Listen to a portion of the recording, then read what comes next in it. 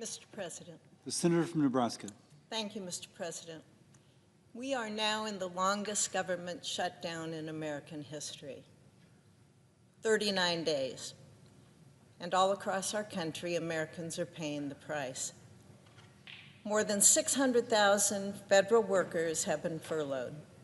Air traffic controllers, federal law enforcement officers, Border Patrol and TSA agents, United States attorneys, Capitol Police, and the staff here in this chamber. They show up every day to work, and they're not getting paid.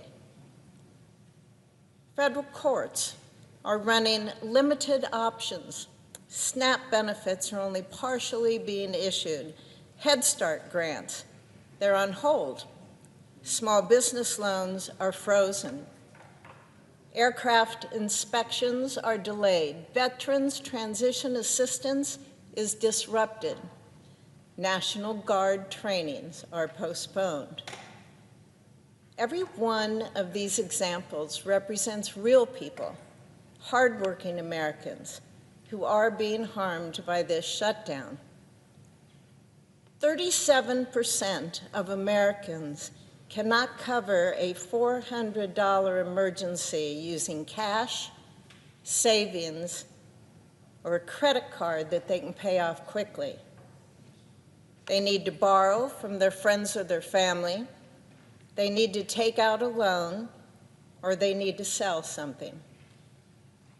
And 12% of those folks, they couldn't even pay at all without borrowing or selling. That wouldn't even help them. Mr. President, I want to share a few voices from my constituents in Nebraska. In Okalala, a young farmer who's trying to make ends meet wrote to my office. Even though the FSA offices are kind of open, he is still unable to make advances on his annual operating loans. This is a critical time when land rent payments are due, along with bills for fuel, seed, fertilizer, and equipment. These funds, they were approved months ago. We need to reopen government so our farmers can access that vital assistance. A fire inspector at Offutt Air Force Base who puts his life on the line to keep our troops and nation safe wrote into my office after he missed a paycheck. This is a matter of fairness, respect, responsibility. Government employees are not bargaining chips. The Democrats want to use people like him as leverage. This is not okay. These are not abstract numbers. These are people's lives.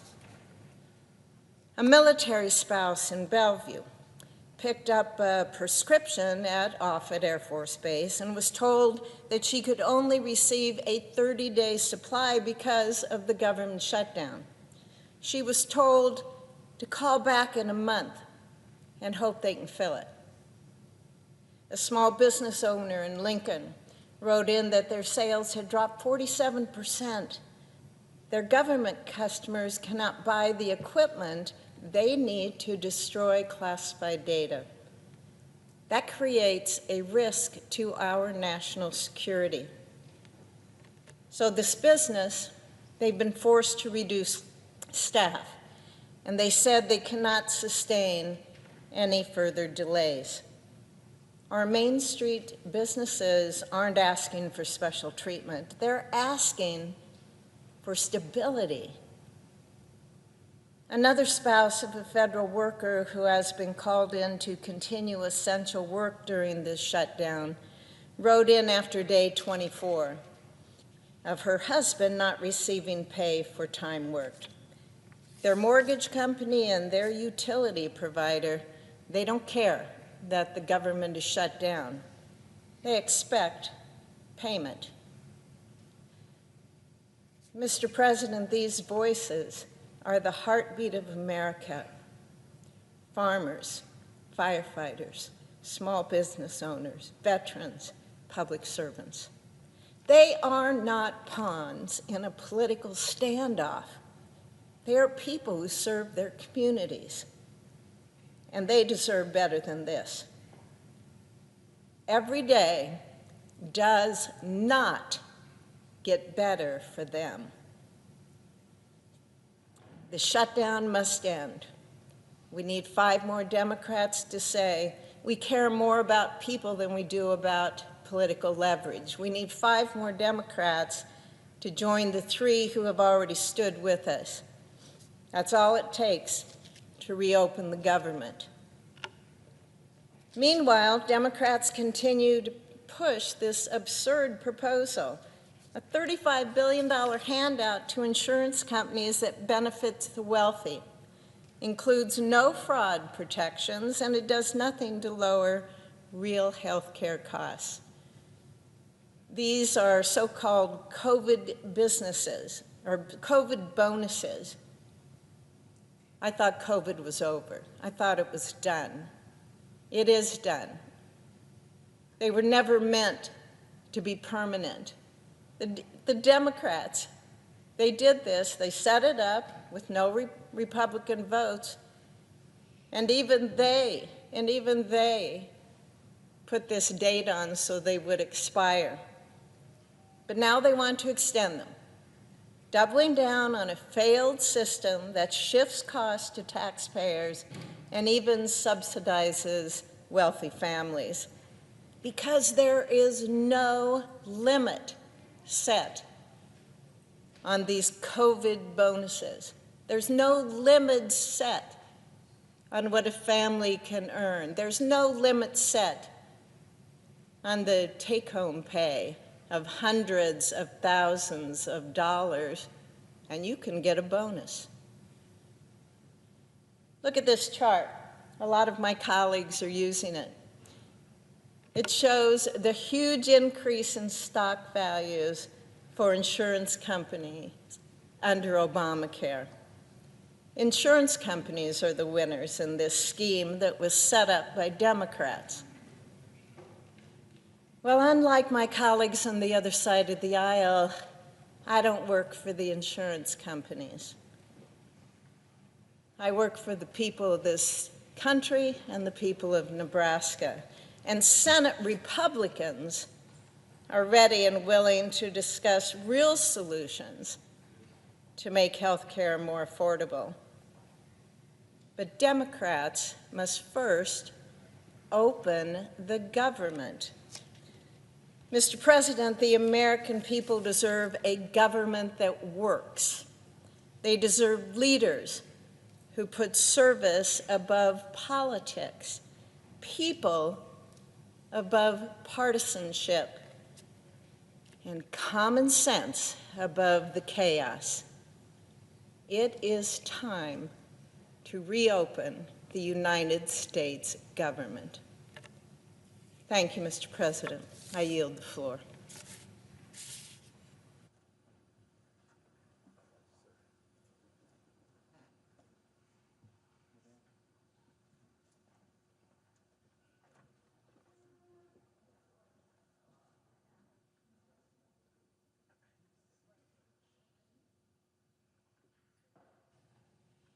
Mr. President.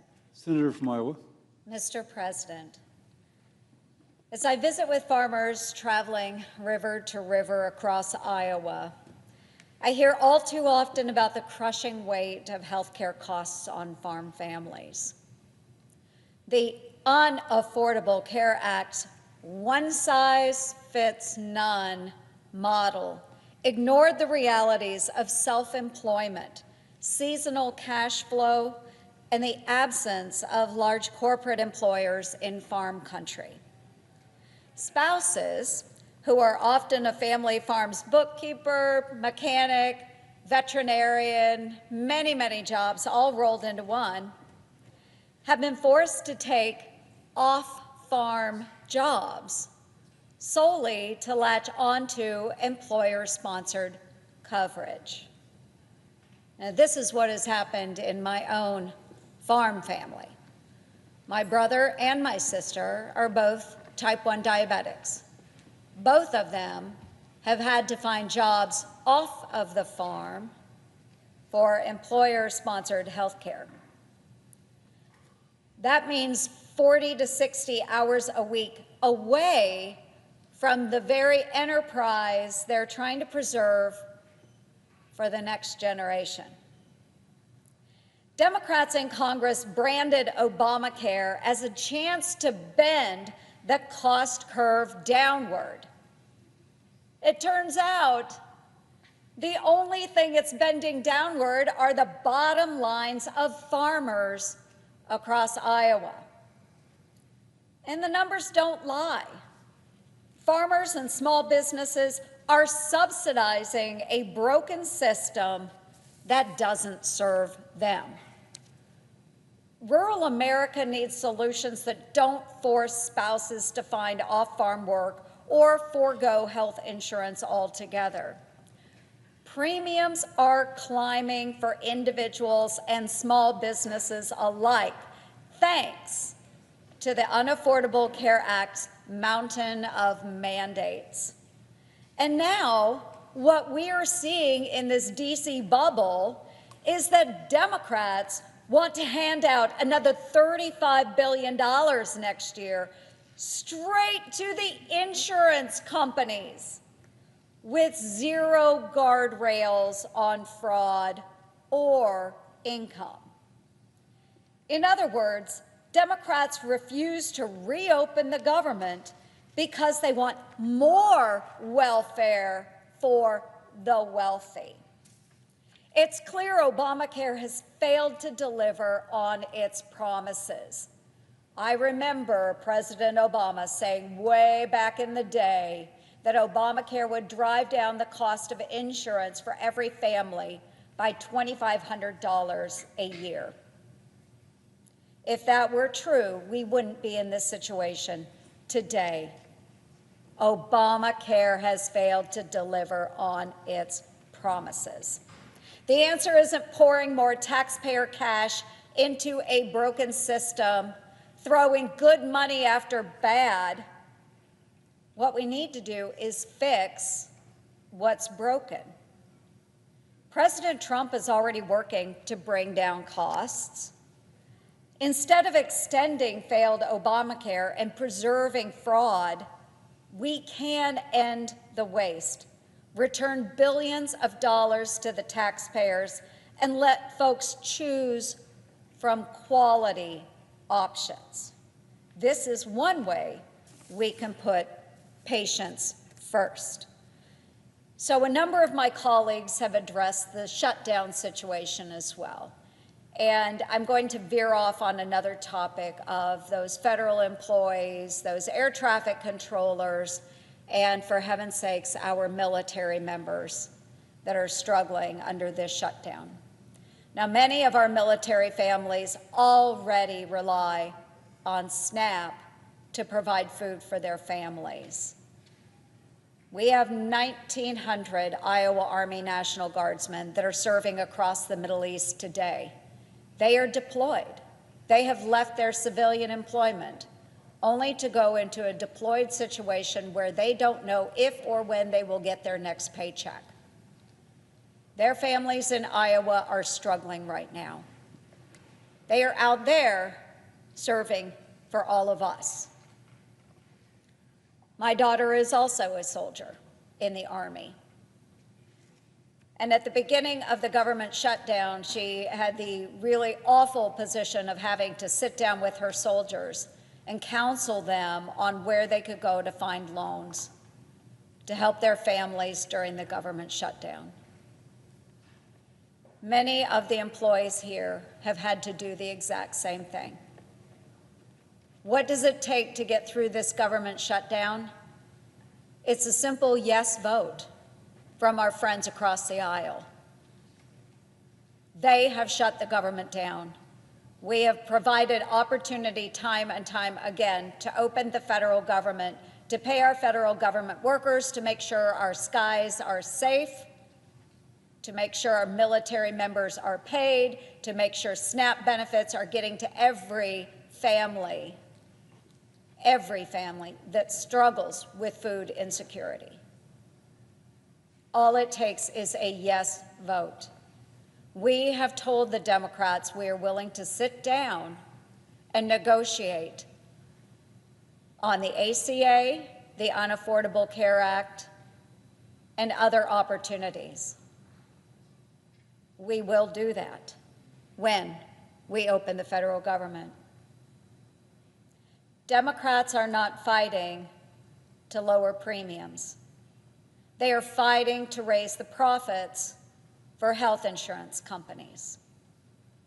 Democrats are terrified of the truth about their temporary COVID credits. It's welfare for the wealthy and corporate welfare rolled all into one. Democrats are demanding that Republicans vote to make their handout scheme permanent. Their plan is to line the pockets of health insurers with $500 billion in taxpayer-funded subsidies. Thanks to Democrats, insurers are pocketing record profits fueled by taxpayer subsidies. Extending the Biden COVID credits would cost our taxpayers $500 billion.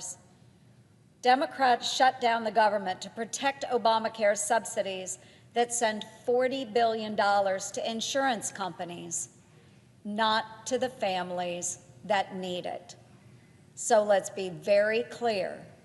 This argument is not about helping the American families that need better options to health care insurance. It is about sending large wads of money to health insurers. Let's come together and figure this out, folks. We are the United States Senate. We are the U.S. government. This never would have been allowed to happen when I was serving in the United States military. You come up with courses of action, you decide on the best course of action, and you follow through in that mission. We expect our service members to do this every single day. They are at the behest of the United States federal government. We need to open up the federal government, ensure they are paid. Let's take care of their families. Let's take care of the food insecure folks, not just in Iowa, but all across the nation. Let's make sure our farmers are able to make their farm payments this fall. All it takes is a simple yes from our Democratic friends. And with that, Mr. President, I yield the floor.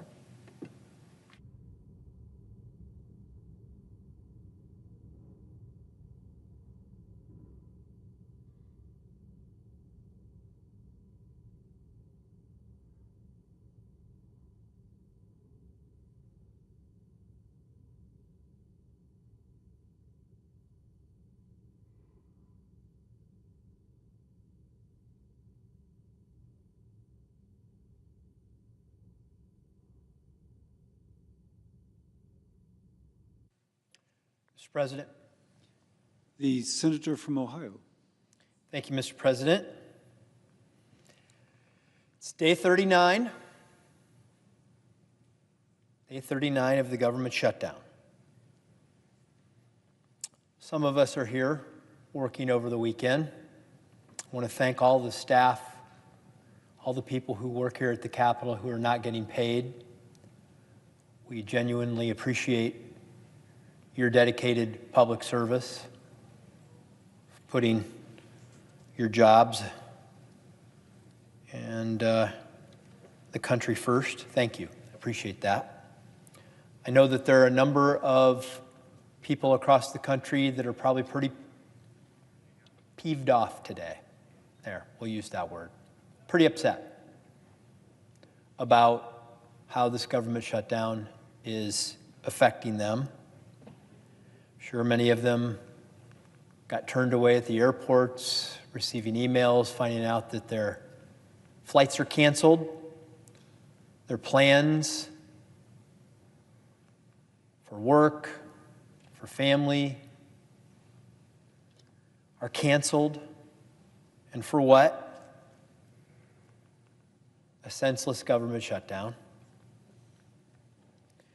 I know that there are a lot of people who are struggling. They don't know when it's going to end. They haven't been paid in over a month. They have questions. The members of this body, we ask each other, well, when is this going to end? None of us know. Imagine the people out there across the country who have lives that they're trying to figure out. They have no idea when this is coming to an end. I feel for them. And then the people who struggle the most, people low income who don't know where their SNAP benefits stand, whether this will go on for another week or another 3 years, since it's about standing up to Donald Trump, however long that will take to, I guess, share that lesson. But 14 times I have voted, as have many of my colleagues, to keep the government open, solve this problem, move ahead. Soon, I believe we'll be having the opportunity to vote a 15th time. This one may be a little different. To extend a clean CR that would run until the end of January, along with perhaps some of the appropriations bills that have already passed this chamber on a bipartisan basis. Perhaps the 15th time we can convince 5 more of our Democrat colleagues to go along with us. But I always choose to be an optimist. I saw the minority leader on the floor earlier today. They, in their proposal, allegedly, even though we haven't seen the written, they say they have a clean CR. We have a clean CR. They don't have a clean CR but they have a clean CR with one exception: a demand, an impediment as it's become, of the extension of the Biden COVID bonuses. That is the difference between what we have offered and what they have offered.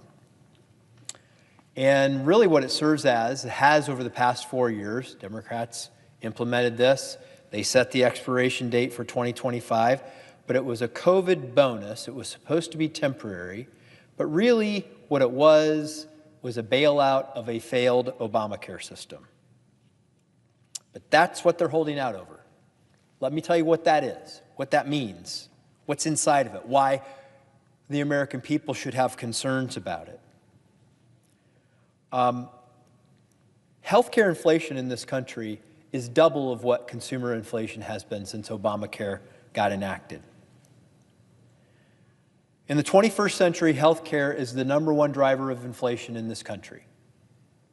So I hope we want to get at the cost and the cause of what's affecting the unaffordability of healthcare in this country. Healthcare has increased since Obamacare started by 6% a year, while overall inflation has been 3% or less.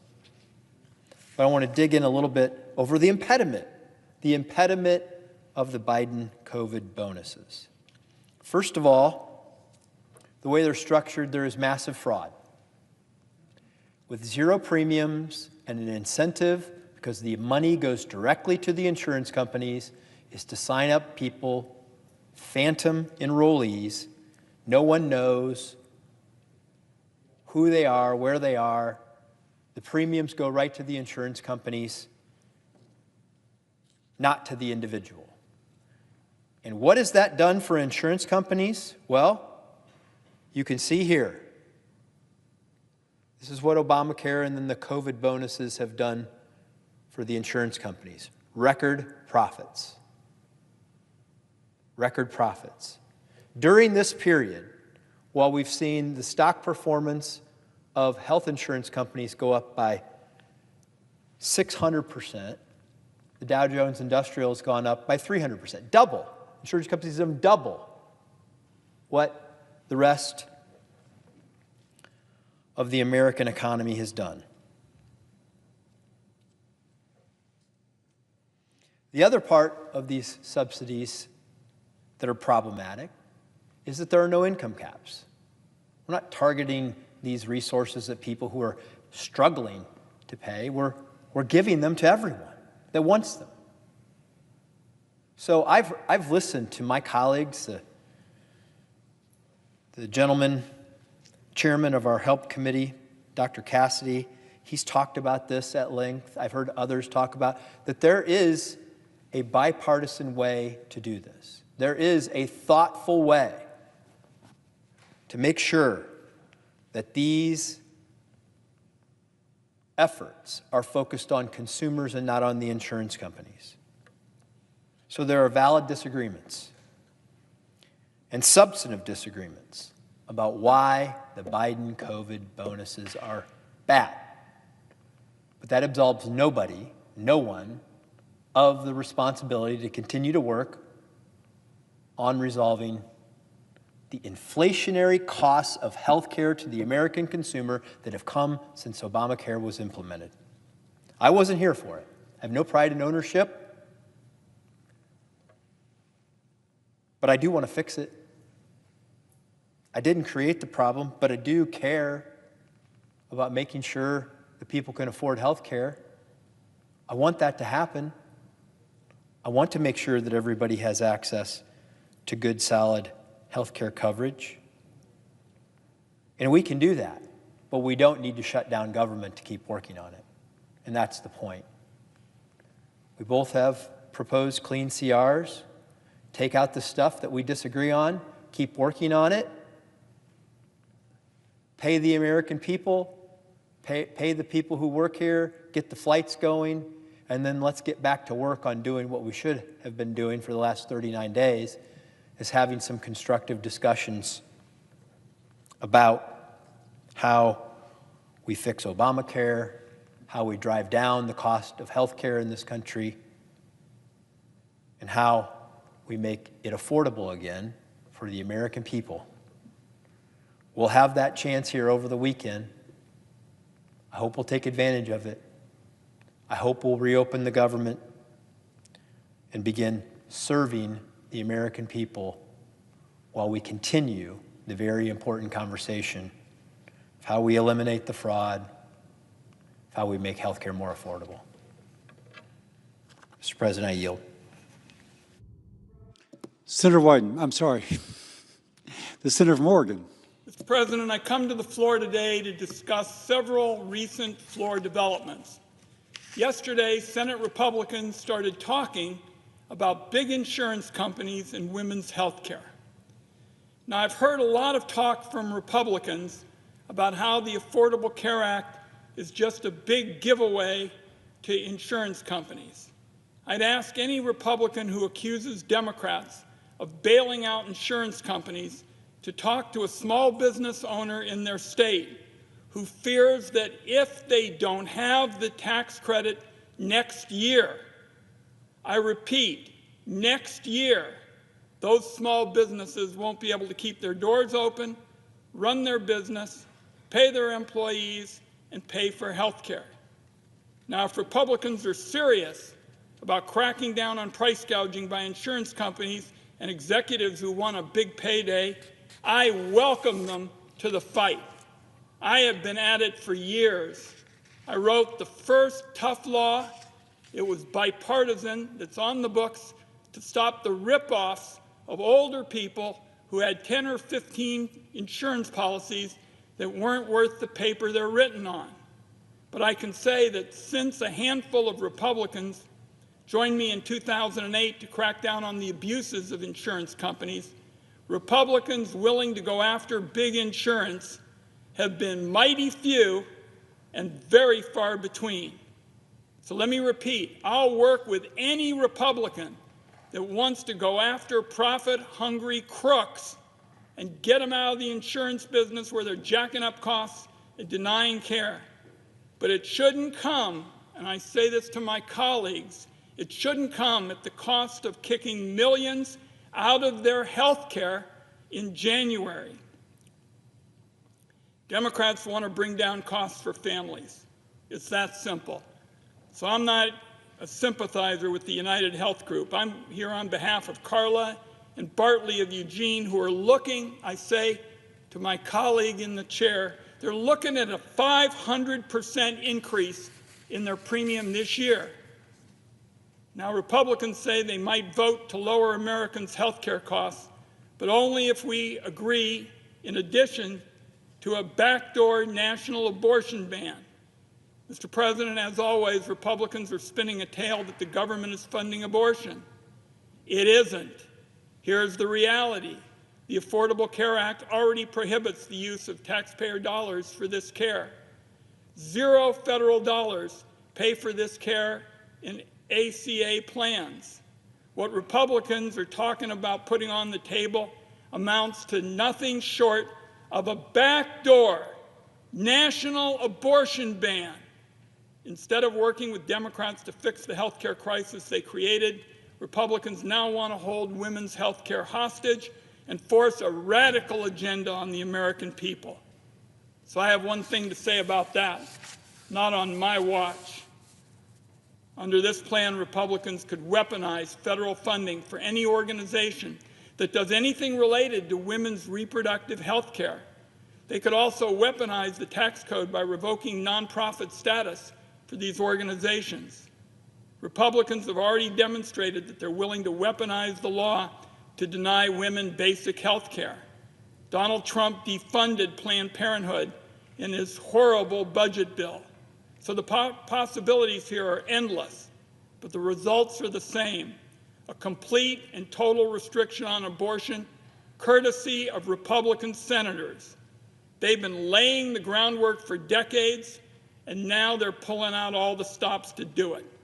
The budget chair is already talking about another reconciliation bill in this session, so this is a real and present danger.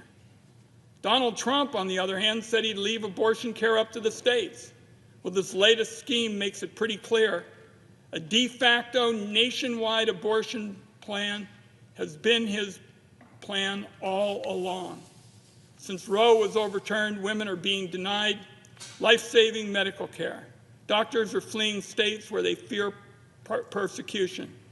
Democrats were told for years by Republicans that they were blowing these scenarios way out of proportion. We were told again and again we were fear-mongering.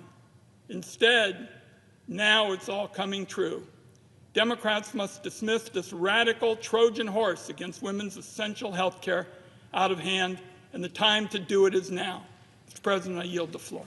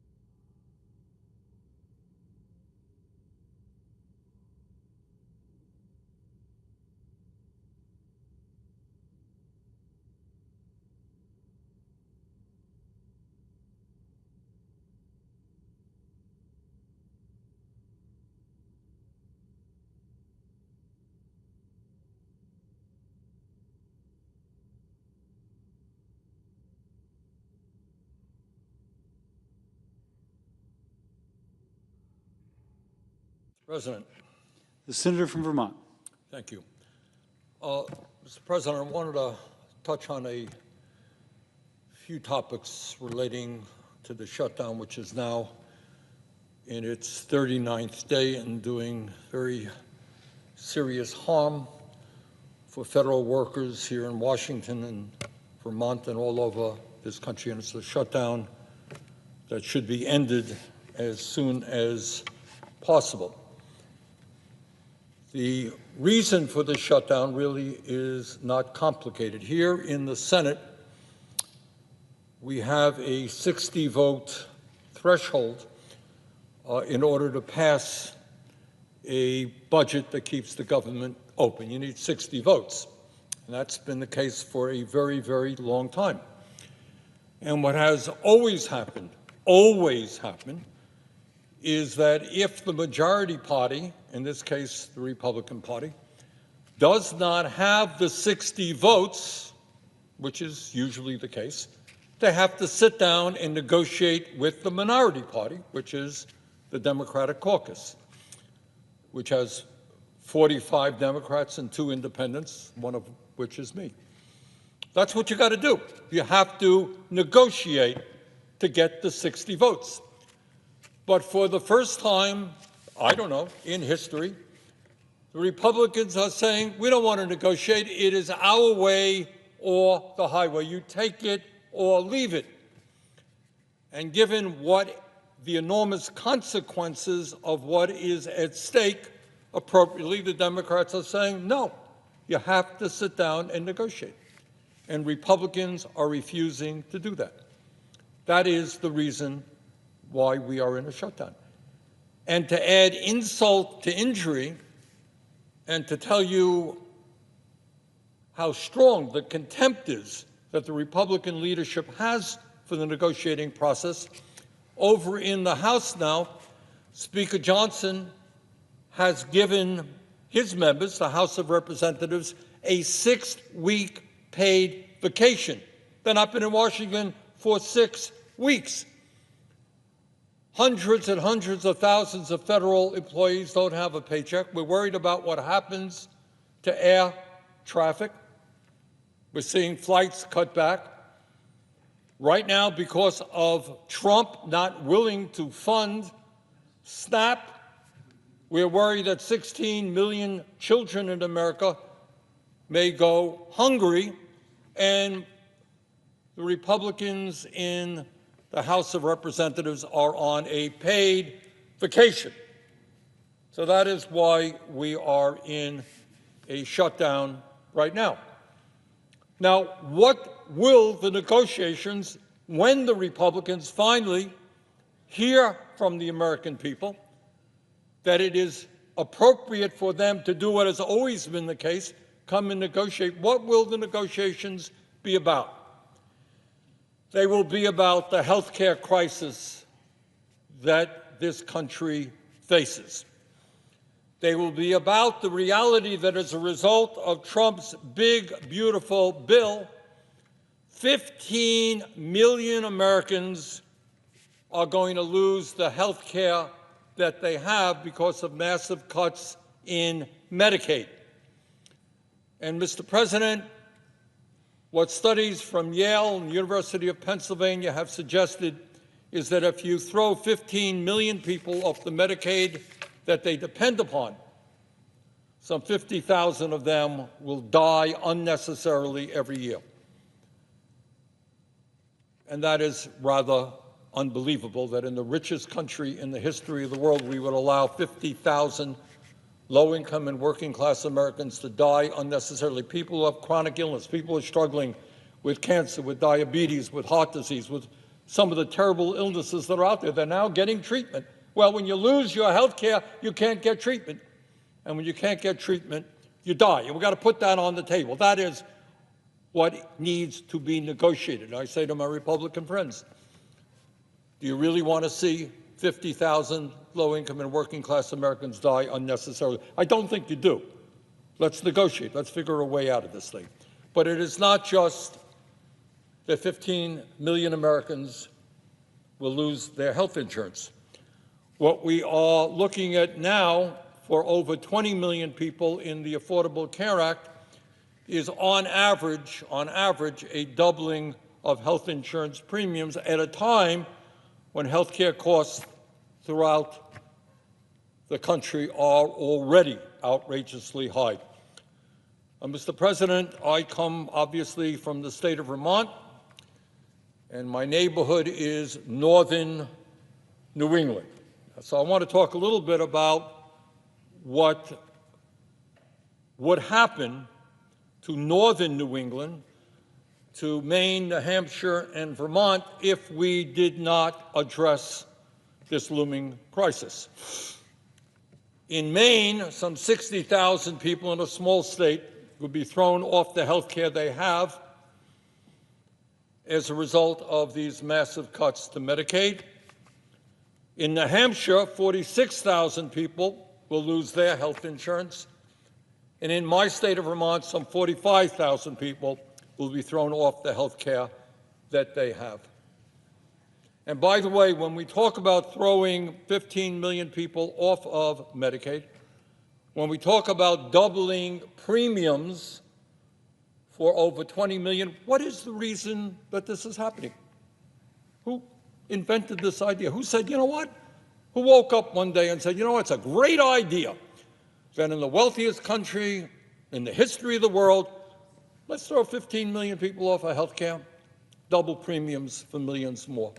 Why did they do that? And the answer is in order to give $1 trillion in tax breaks to the 1%. So yeah, good news is if you're Elon Musk and you're worth some $500 billion, you get a tax break. Bad news is that if you're a working class person trying to get by on $30,000, $40,000 a year, you lose your health care. There is a reason why poll after poll is showing Republicans responsible for this shutdown. And there is a reason that why on Tuesday there was a wave of disgust at Republicans all over this country, from Maine to California, when people said no to Trumpism and no to health care proposals that would throw so many people off of the health care they have. I would hope that my Republican colleagues learn something from that. Now, what the Democrats are talking about, it's not what I want. I would go a lot further. But what they're saying is something very simple. Let us at least not raise premiums, and then we can have a discussion about where we want to go forward. The sitting president here has an idea. I have a different idea. President of the United States has another idea. Put them on the table. Let's see how the American people feel. Run a campaign on it. Give me an election in 2026. See how the American people feel. Now, getting back to northern New England, I want to talk about what these increased premiums would mean. I want to put them into a real human reality. If the ACA subsidies are not extended, a 40-year-old individual in Portland, Maine, making $35,000 a year, not a lot of money, will see his or her health insurance premiums go up from $1,167 a year to $2,556 a year, a 119% increase for somebody making $35,000 a year. And this is one, because it's true in Vermont and it's true all over the country. And I want people to hear this. Again, I'm talking about Maine. I'm going to be talking about Vermont. It is true in every state in America. A 60-year-old couple, that is a couple not yet eligible for Medicare, making $85,000 a year in Fort Kent, Maine, will see their premiums go up from $7,200 a year to $38,490 a year, a 435% increase. So, Mr. President, we are talking about a 60-year-old couple making $85,000 a year will now be paying $38,000 in premiums, not to mention out-of-pocket cost. That is almost 50% of their incomes for health care. Mr. President, in New Hampshire, a family of 4 making $80,000 a year will see their premiums increase by $297 a month, $3,600 a year more on an income of $80,000. Think about it. A 62-year-old couple in New Hampshire making $90,000 a year will see their premiums go up by $14,000 a year. Making $90,000, couple making $90,000, you're going to see your health care premiums go up by $14,000. How do you survive with that kind of increase? In Vermont, my state, if the ACA subsidies are not extended, in Bennington, a couple in their 60s earning $85,000 a year now pays about $830 a month in premiums for their Blue Cross Blue Shield health care. Next year, without these subsidies, they would pay $3,000 a month. Add the deductible and other costs, and they'll spend nearly half of their income, more than $40,000 a year, on health care.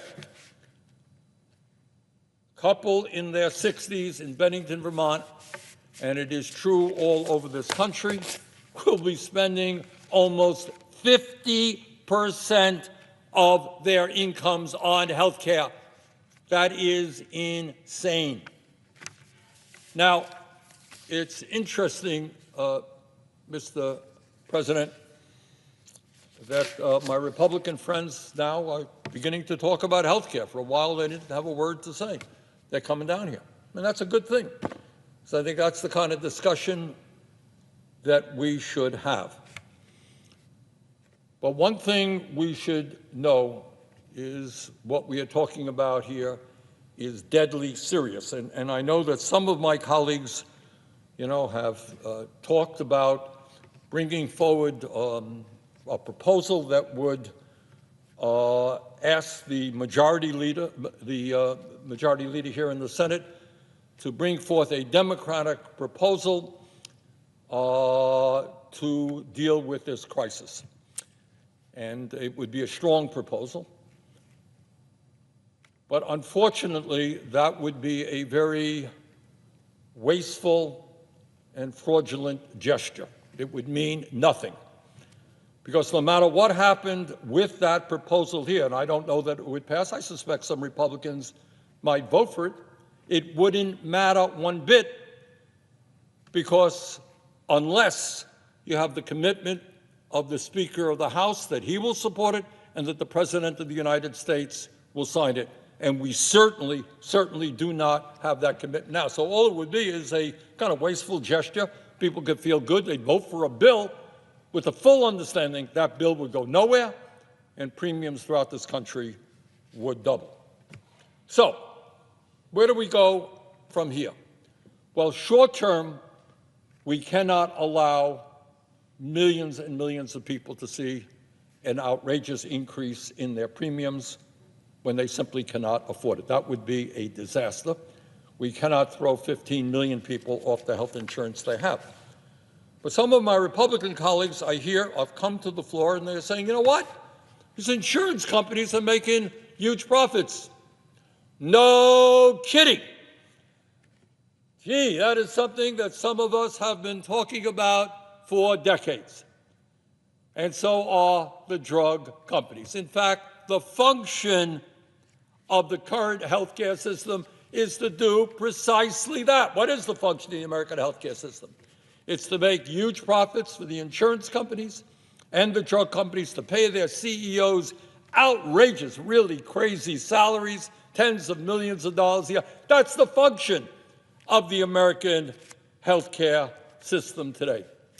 You know, Mr. President, in my own state of Vermont and throughout this country, including Louisiana, I have talked to a whole lot of people. And almost always in my remarks, I ask a very simple question. I say, tell me, how many of you believe that the American system is working well, American healthcare system? How many of you think it is broken? And whether it's Louisiana, Vermont, or any place else, overwhelmingly people understand the American healthcare system is broken. It is outrageously expensive. It is cruel. It is dysfunctional. Not a secret. I'm glad that some of my Republican colleagues are beginning to catch on. Mr. President, as I think you know well, we spend almost twice as much per capita on health care as any other country on earth. Unbelievably, this really is, according to the most recent data, here in the United States, we are spending $14,500 per person on health care. $14,000, over $14,000 for every man, woman, and child. And let me tell you how that compares to other countries. Somehow, in Japan, they're able to provide health care to all for $5,600. In the UK, $6,000. In Australia, $6,900. In Canada, $7,000. And $7,100 in France. In other words, major country around the world manages to guarantee health care to all of their people as a human right, and they're spending less than half per capita than we are spending.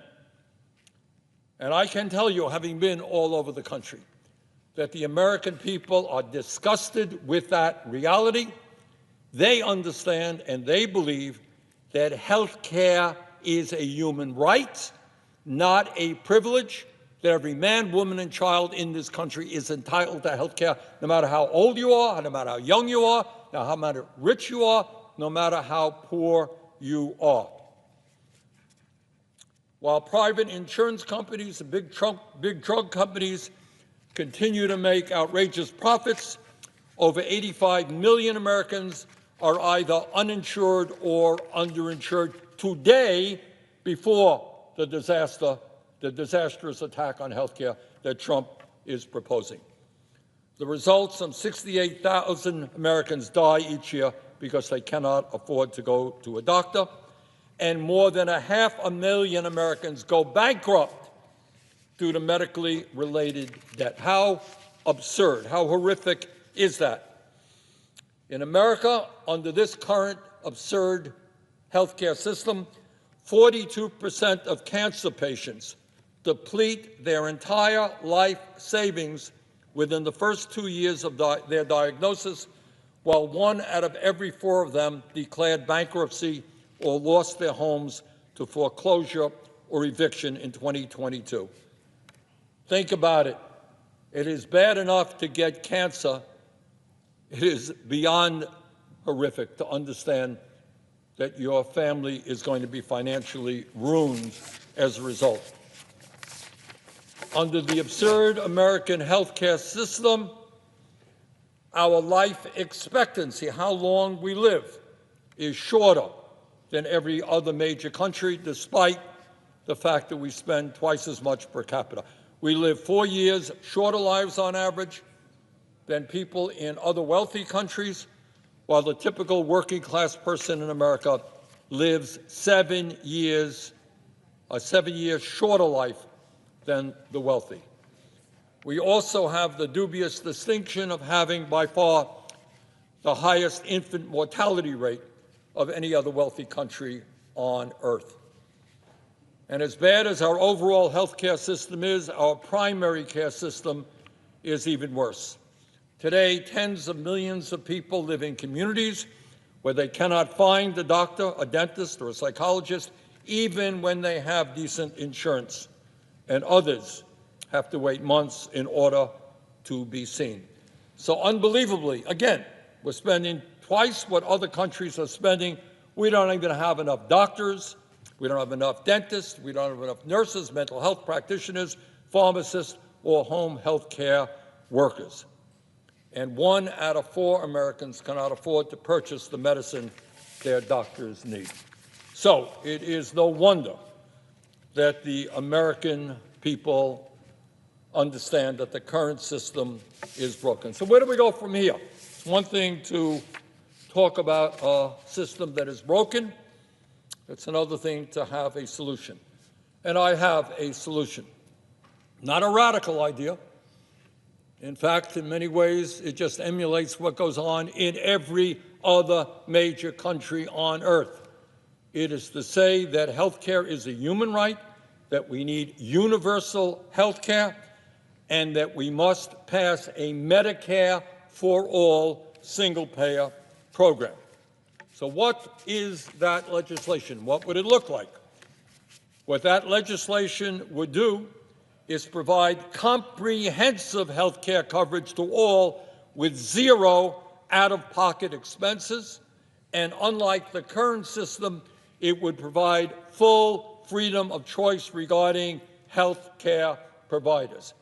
No more insurance premiums, no more deductibles, no more co-payments, no more filling out endless forms and fighting with insurance companies to get the coverage that you paid for. No more networks to be treated by a doctor who is not in your network, who can charge you some astronomical cost. And it would also mean, when we talk about comprehensive, the coverage of dental care. Last I heard, dental care is health care, vision, hearing aids, prescription drugs, and home health care. And importantly, when we have a Medicare for All program, it gives Americans the freedom to switch jobs without losing their health insurance. Right now, you got millions of people who are staying at a job that they don't like because it provides decent health care to their families. That is kind of crazy unto itself. And under our legislation, health care becomes a human right guaranteed to all and not a job benefit. If there's a recession and people lose their jobs, they lose their health care because their health care is tied to their jobs. We saw that during the terrible COVID pandemic. And everybody gets access to the same quality health care. Yes, workers at McDonald's, here's a radical idea, workers at McDonald's deserve the same quality health care as executives on Wall Street. Well, would a Medicare for all health care system be expensive? Yes, it would. But while providing comprehensive health care for all, no more out-of-pocket expenses, no more premiums, no more deductibles, it would be significantly less expensive than our current dysfunctional system. Now, why? Why would that be the case? Well, because it would eliminate an enormous amount of the bureaucracy, profiteering, administrative costs, and misplaced priorities inherent in our current for-profit system. Now, the function of the current system is to make profits for the insurance companies and the drug companies. That's what this system is about. And built into that system is all kinds of disincentives for quality and inexpensive care. In fact, the Congressional Budget Office has estimated that Medicare for All would save the American people $650 billion each and every year. On the Medicare for All, there would no longer be armies of insurance employees billing us. Go to any hospital in Alabama or Vermont or any place else. Go down in the basement. You know what you're going to find? Not doctors, not nurses, not people who provide health care. You're going to have people billing you, people hounding you for your late payments. Those people are not contributing to making us healthy. They are part of an administrative system that is costing us huge amounts of money. When you have a simple system, health care for all, publicly funded, it not only substantially reduces administrative cost, it would make life a lot easier for patients, doctors, and nurses who would never again have to fight their way through the nightmare of insurance company bureaucracy. So, right now I am glad that my Republican colleagues are finally being forced to actually talk about health care. I am not impressed by some of the ideas that they have brought forth, but at least it's a discussion. So let me propose what I think is the way out of this shutdown. It ain't complicated. Overwhelmingly, people who consider themselves Democrats, consider themselves Republicans, consider themselves independents, do not want to see these ACA subsidies ended. Not complicated. They don't want to see a doubling in their insurance rates. And by the way, if you end these subsidies, it impacts Republican states more than Democratic states. So people don't want to see it. Is the Affordable Care Act the long-term solution to health care in America? No, it is not. So why don't we do something simple? Why don't we just extend these ACA premiums so we don't double premiums for millions of people? And then why don't we have a discussion about where we go forward on health care? All right? I think that is a common sense solution. So, Madam President, I think I've solved the problem here in the 39th day of the shutdown. Let us have at least a one-year extension. Let's have a debate on health care. Let's involve the American people in health care. Let's put our federal employees back to work with a paycheck. Thank you all. I yield the floor.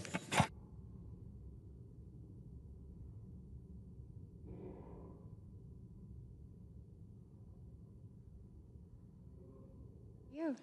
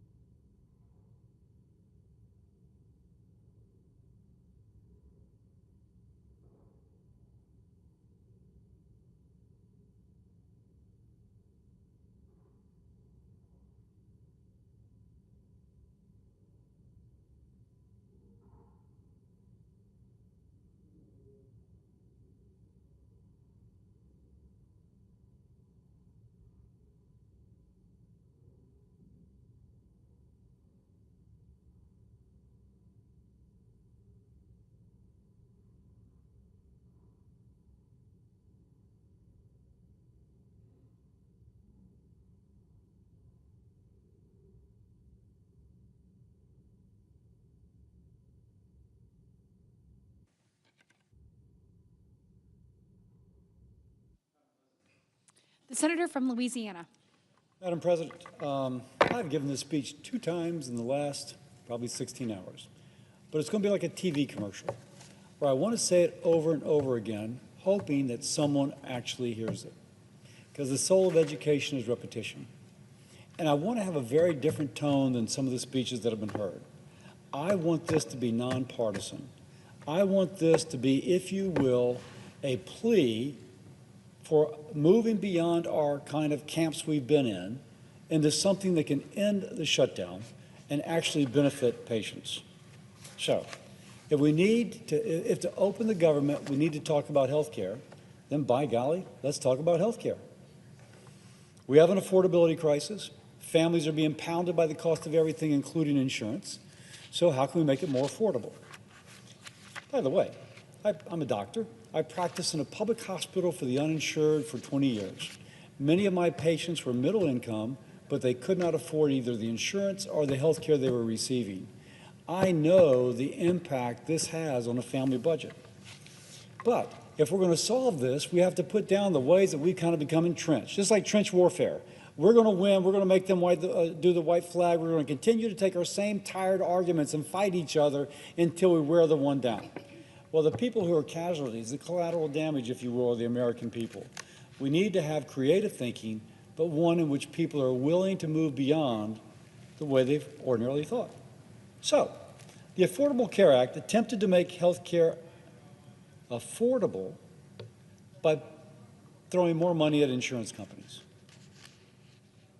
The enhanced premium tax credit is the latest example. Next year, it'll send, if it's restarted, it'll send $26 billion to insurers to not lower the cost of health care, but to paper over the premium increases that are part of the increased cost of health care. That doesn't make health care cheaper. In fact, if you don't have one of these policies, it could contribute to inflation. And if you're not getting the subsidy and you're buying individual insurance, your policies are definitely higher. This is actually working against the financial interests of many American families. Oh, yes, if you're getting it, it papers over the increase. I would argue, though, there's a better way to do it. Instead of paying insurance companies to manage our money, why don't we trust the American family with a pre-funded federal flexible spending account? Now, first, let me make clear. This is Bill Cassidy speaking. I'm not advocating for the president, although I will note that he now supports this, nor for John Thune. I am the chairman of the Help Committee, and we will be having a hearing soon on these issues. I will make that announcement right now. But I'm not speaking for anyone but myself in a nonpartisan way, trying to convey to colleagues on the other side of the aisle there's another way to get to a solution that gets out of this shutdown and actually lowers costs as opposed to just papers them over. Now, here's the problem. Under the enhanced premium tax credit, not yet. Under the enhanced premium tax credit, it doesn't matter how much health care costs. Because if it costs more, the insurance company just increases the premium and passes that increased premium bill to the federal taxpayer. It actually is almost inflationary. There is no incentive for the provider to keep the cost lower because the cost is just passed on to the subsidy, which is increased to meet the higher cost. Like putting a Band-Aid on a broken bone. You're not fixing the fracture, you're just covering it up so no one can see that fracture. So we're not dealing with health care costs, we're just covering it with higher subsidies. Let's actually fix the fracture.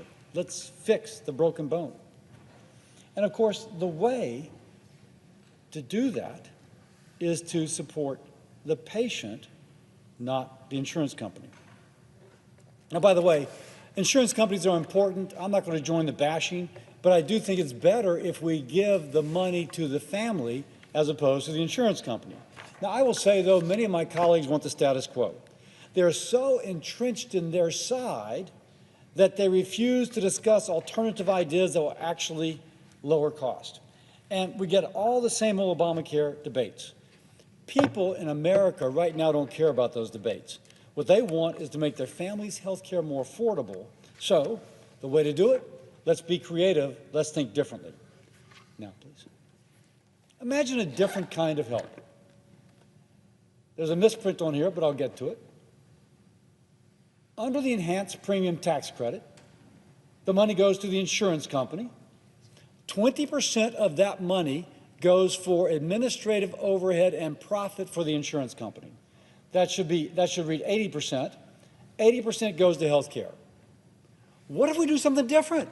Let's just imagine that we have the creativity and the guts to do something that isn't really different, but is different for this program.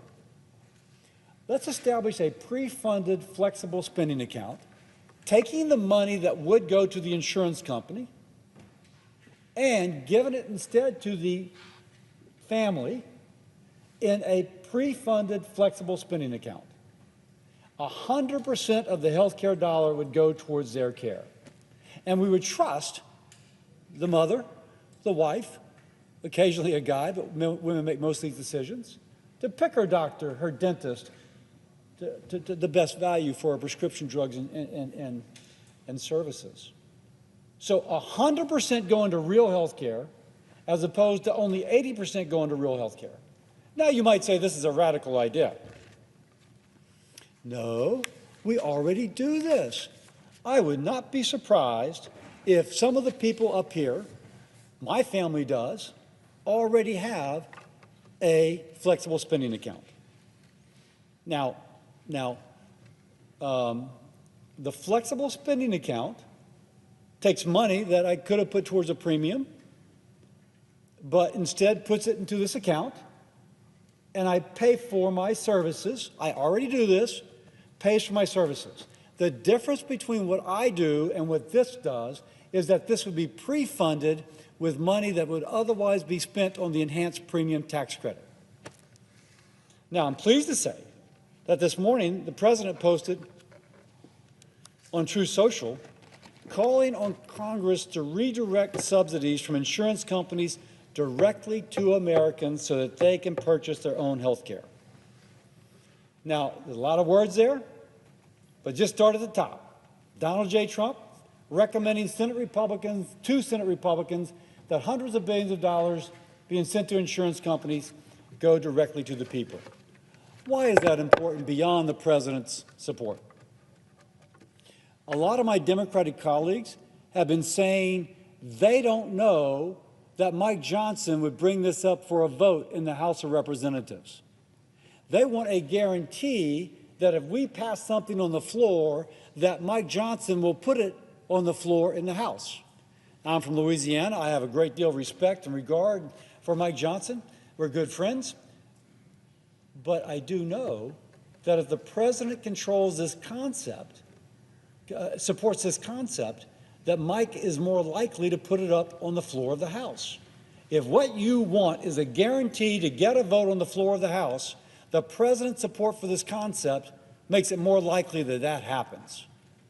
I thank the president for his support.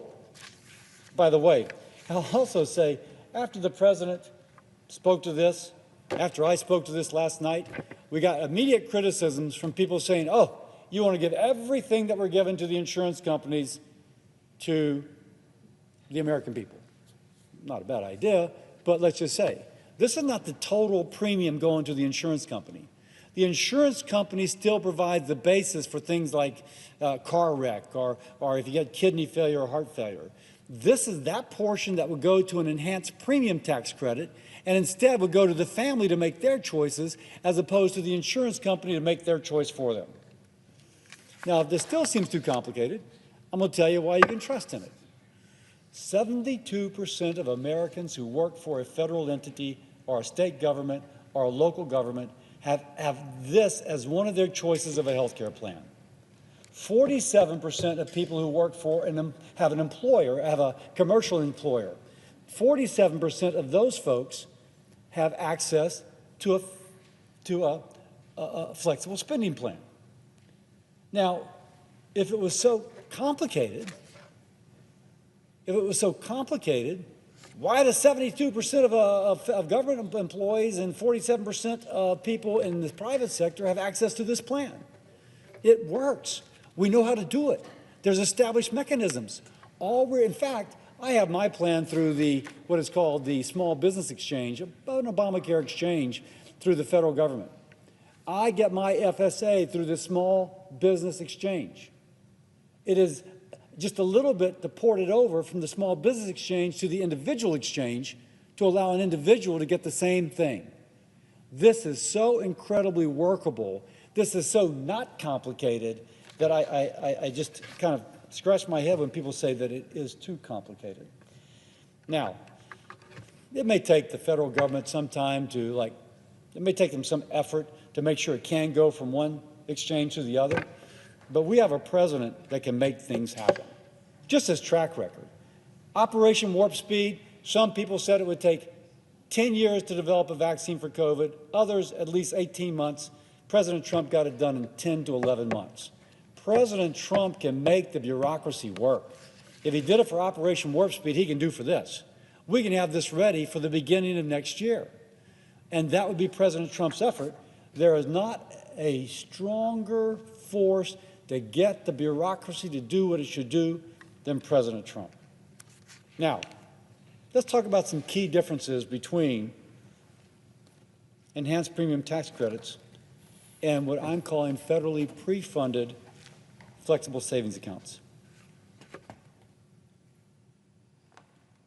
Who gets the money? Enhanced premium tax credit, insurance companies get the money. But in the pre-funded flexible spending account, the patient, the family gets the money. What can it be used for? Under the enhanced premium tax credit, insurance premiums. Under the pre-funded flexible spending account, real care. It can be your doctor, your physician, your dentist, your glasses, your prescriptions. By the way, oftentimes these policies don't cover dental work. They don't cover orthodontia. Under this, you can use your flexible spending account to get your teeth cleaned, You can get it. You can use it to have your child's orthodontia work done. Who makes the decision? Here, you go through a pre-authorization process with the insurance company.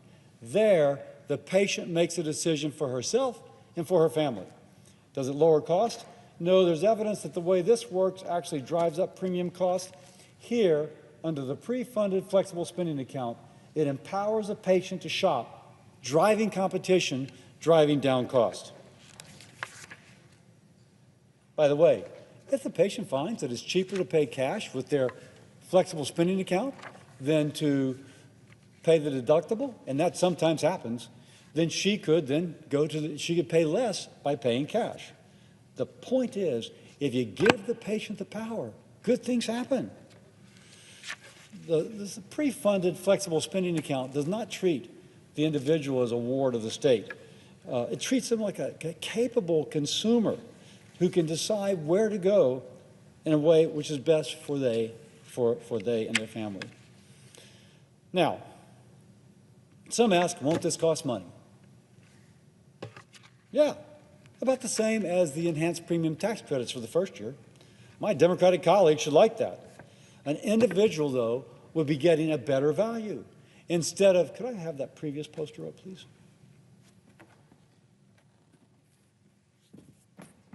Please. Again, mind the typo, but instead of only 80% of the money going for health care, under the pre-funded flexible spending account, 100% of the money that we're putting up is going to pay for real health care, your dentist, your physician, your prescription drugs, etc. 100%, and over here only 80%. And she makes the choice. The choice is not made for her. Now, as I conclude, let me point out a real irony. And I've not wanted this to be partisan at all. I am asking for Democrats and Republicans to come together and find a solution to reopen the government, to pay the people who have been working, and to make sure that those people traveling over Thanksgiving actually have an airport that's open that they can go to. So let's just move beyond our trench line, and let's actually think creatively, and can we give just a little bit to find something which benefits the patient, but may also get us out of this situation?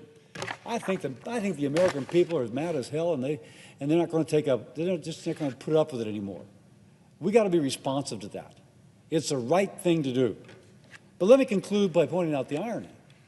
These enhanced premium tax credits, they're a direct result of a workaround to a portion of Obamacare that was not fully implemented. So Democrats are fighting to keep something which is a workaround for something that Republicans formally objected to. And frankly, Republicans are kind of supporting something that is in line with what Obamacare tried to do. The roles have been flipped. But because one side proposes it, the other side reflexively objects. Let's just stop that. Why don't we just say right now we're actually going to listen as opposed to automatically object because the other side puts it up. So the choice is before us.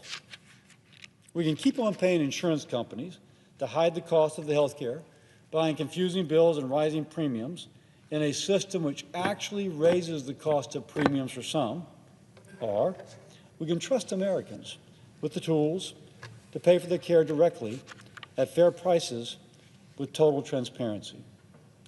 If we can, it puts patients first, not insurers. It encourages competition, smart choices, and it begins to make health care truly affordable, not by inflating subsidies, but by unleashing the power of an informed consumer. Now, I'll finish by saying we got to open the government.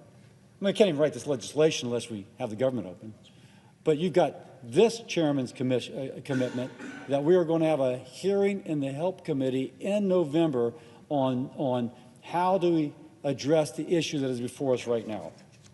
And then I will finish by saying, as a physician who used to work in a hospital for the working uninsured, who saw middle-income families that could not afford their insurance and could not afford their health care, I am personally deeply invested in not just reopening the government, but making health care affordable again.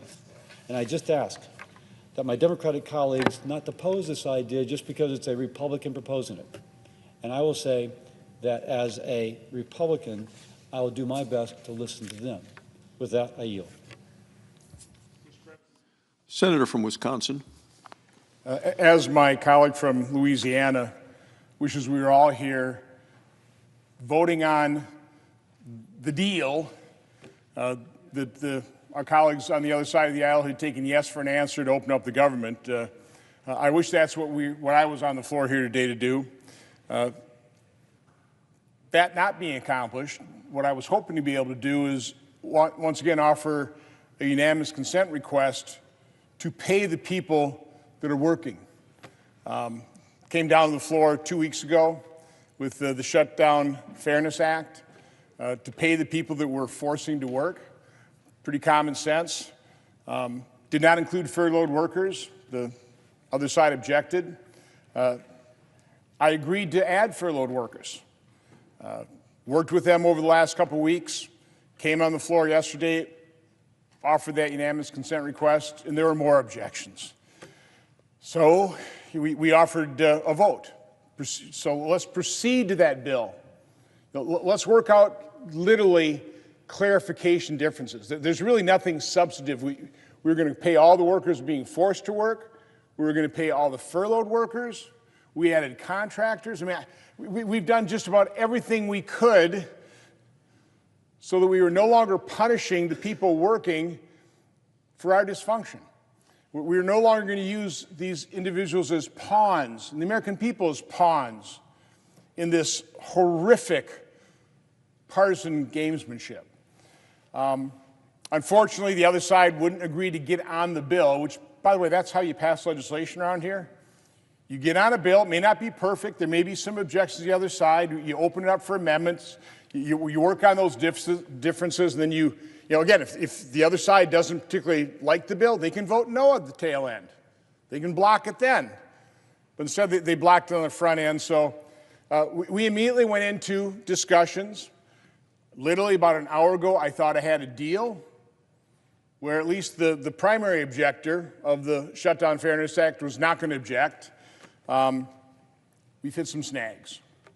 So unfortunately, I don't think in today's session we'll be able to offer that for unanimous consent request, but I do want to tell my colleagues we are still working hard. I can do everything I can to accommodate, to clarify the bills, to let the folks on the other side know, no, we're not creating a slush fund. We're not giving the president discretion to use this money wherever he wants. We're not excluding certain workers. We're not giving the president the ability to include or exclude. We're including all the workers. So again, I will continue to, and my staff is working overtime. God bless them, doing everything they can to be able to offer this. If we don't have a deal tomorrow, at least, I'm literally hoping and praying that folks on the other side of the aisle will, at a minimum, stop using federal workers, the American public, as pawns in this partisan gamesmanship. But doesn't look like we're going to be doing that tonight. But as long as we got some time on the floor, I guess what I'd like to do is I'd like to discuss a hearing we held earlier in the week in my permanent subcommittee on investigations. It was titled Assessing the Damage Done by Obamacare. I hate to report the folks on the other side refused to acknowledge the very obvious damage being done across the board by Obamacare. I had three witnesses, and we kind of did this in three different categories. The first category was talking about the damage done by the consolidation of industries across the board in healthcare. If you want lower prices, I come from the private sector. What the free market guarantees is basically three things: the lowest possible price and cost, the highest quality, the highest level of customer service. Now, it's not perfect, but there's no economic system that works better than that. The problem we have in healthcare is we've largely driven free market principles out of healthcare. We have a third-party payer system. Decades ago, patients paid 80%, 80 cents on the dollar for the healthcare they received. Today, they pay about a dime. Somebody else is always picking up the tab for the specific procedure. Now, we pay dearly in taxes, in insurance premiums, but it's disconnected from the actual point of sale, from the actual cost of procedure. So there's no transparency. Doctors don't know what things cost. The provider, it's some accountant, you know, and I love accountants. I'm one of them, but it's some accountant in the provider's back office dealing with some accountant in the insurance and some accountant in CMS or, you know, whichever third-party payer. So we had a complete breakdown of price transparency because we don't have free market principles. We don't have consumerism, true consumerism in healthcare. But this is a chart that the senator from South Carolina put up yesterday. I think others have used it as well, that really makes the point in terms of consolidation of the industry, which is, of course, when you have concentrated power, you have less competitive benefits. This is just the level, the percent increase in the stock price of, I think, 7 of the top insurance carriers. United Health Group, 1,177% increase in stock price since the implementation of Obamacare. Cigna, 822%. Anthem, only 414%. Humana, 490. Molina, 859. Centene, 604. Aetna, 595% increase. This is a concentration of power, a reduction in competition, and this proves the increase in prices, the dollars, the trillions of dollars flowing into insurance companies, taxpayer dollars flowing to insurance companies because of the faulty design of Obamacare. That forced, that aided and abetted this consolidation, this lack of competition in the healthcare market. The second area of damage literally was to Medicaid. I mean, Obamacare has basically provided insurance through 2 mechanisms, Medicaid and the individual exchanges. Medicaid, of course, we talked about this in our One Big Beautiful Bill, the whole reconciliation package. The harm caused to Medicaid is profound.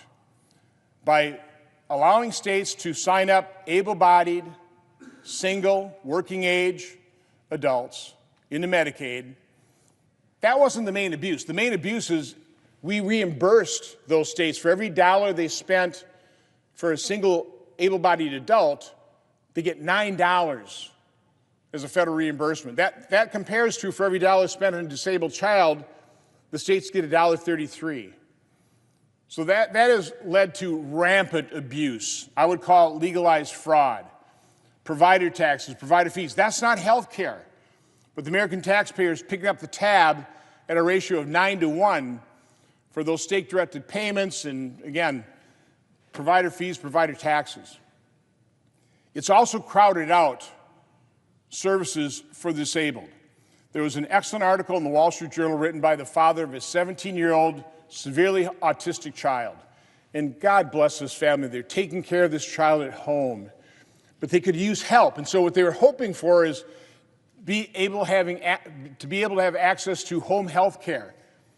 They're on a 10-year waiting list because those providers would much rather service an able-bodied Medicaid Advantage adult as opposed to that disabled child. So again, we've crowded out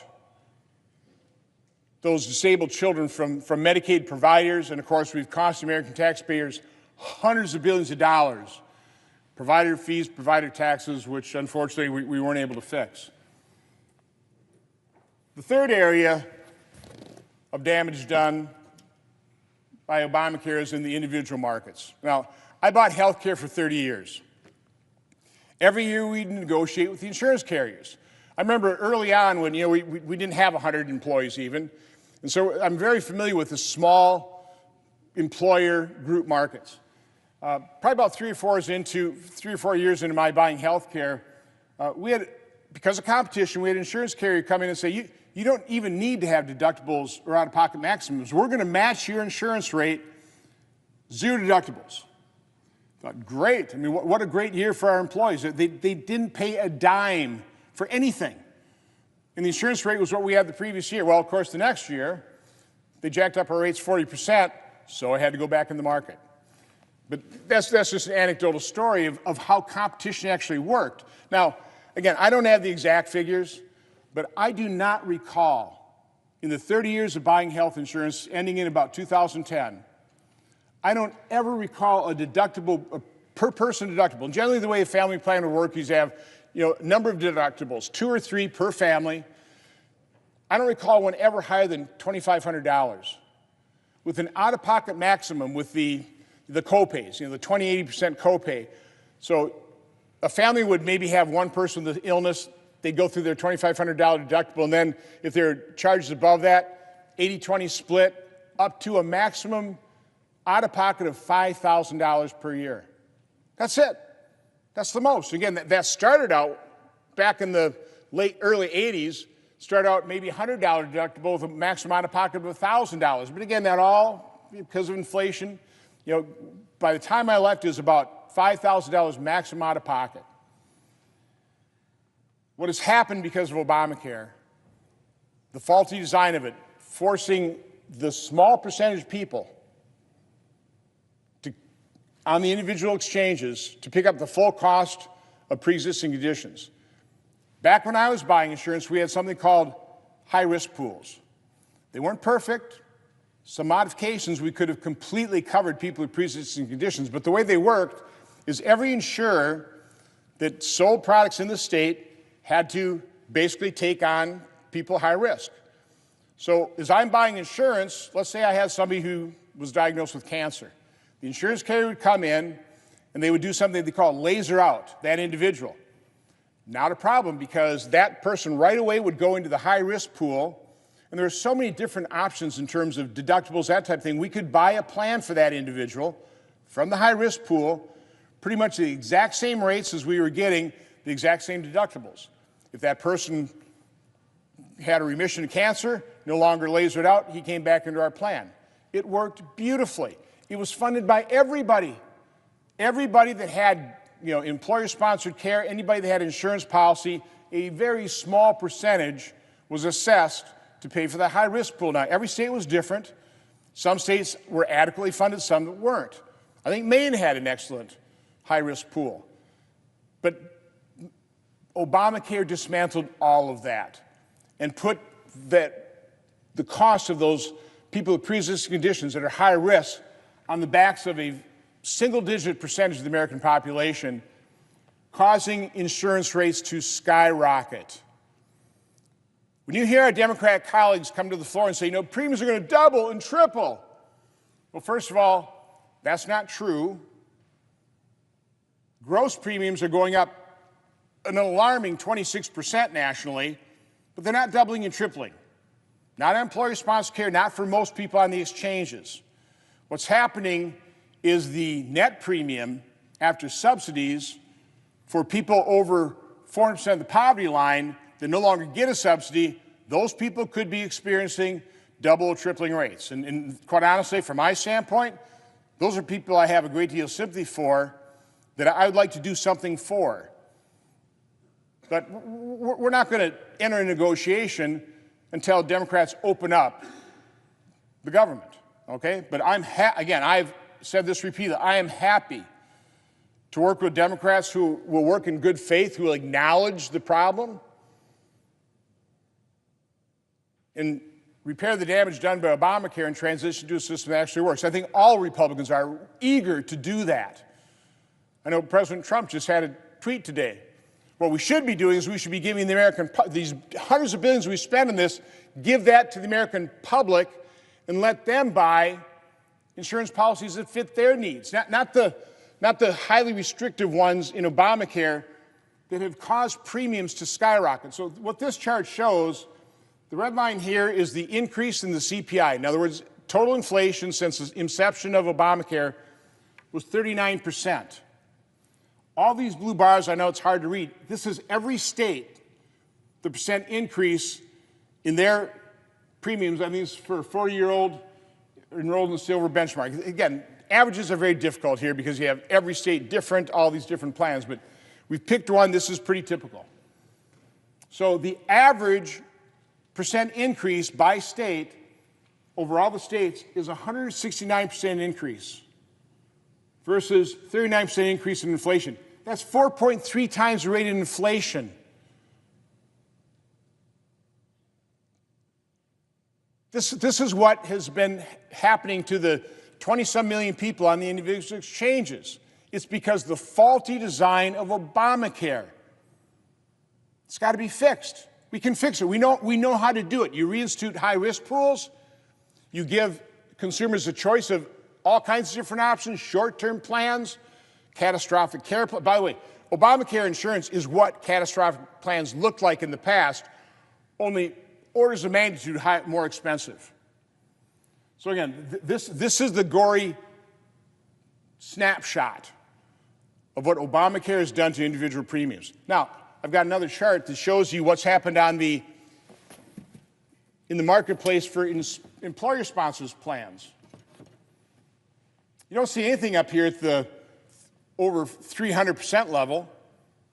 You see really quite consistency because Obamacare didn't impact employer-sponsored care anywhere near to the extent that it did. Now, it's still way too high. On average, employer plans increased 74% since the inception of Obamacare. A lot of this is driven because of what Obamacare has done in terms of consolidation of every part of the healthcare industry. So there's no reason for these insurance rates to be almost double the rate of inflation. But it's a huge difference.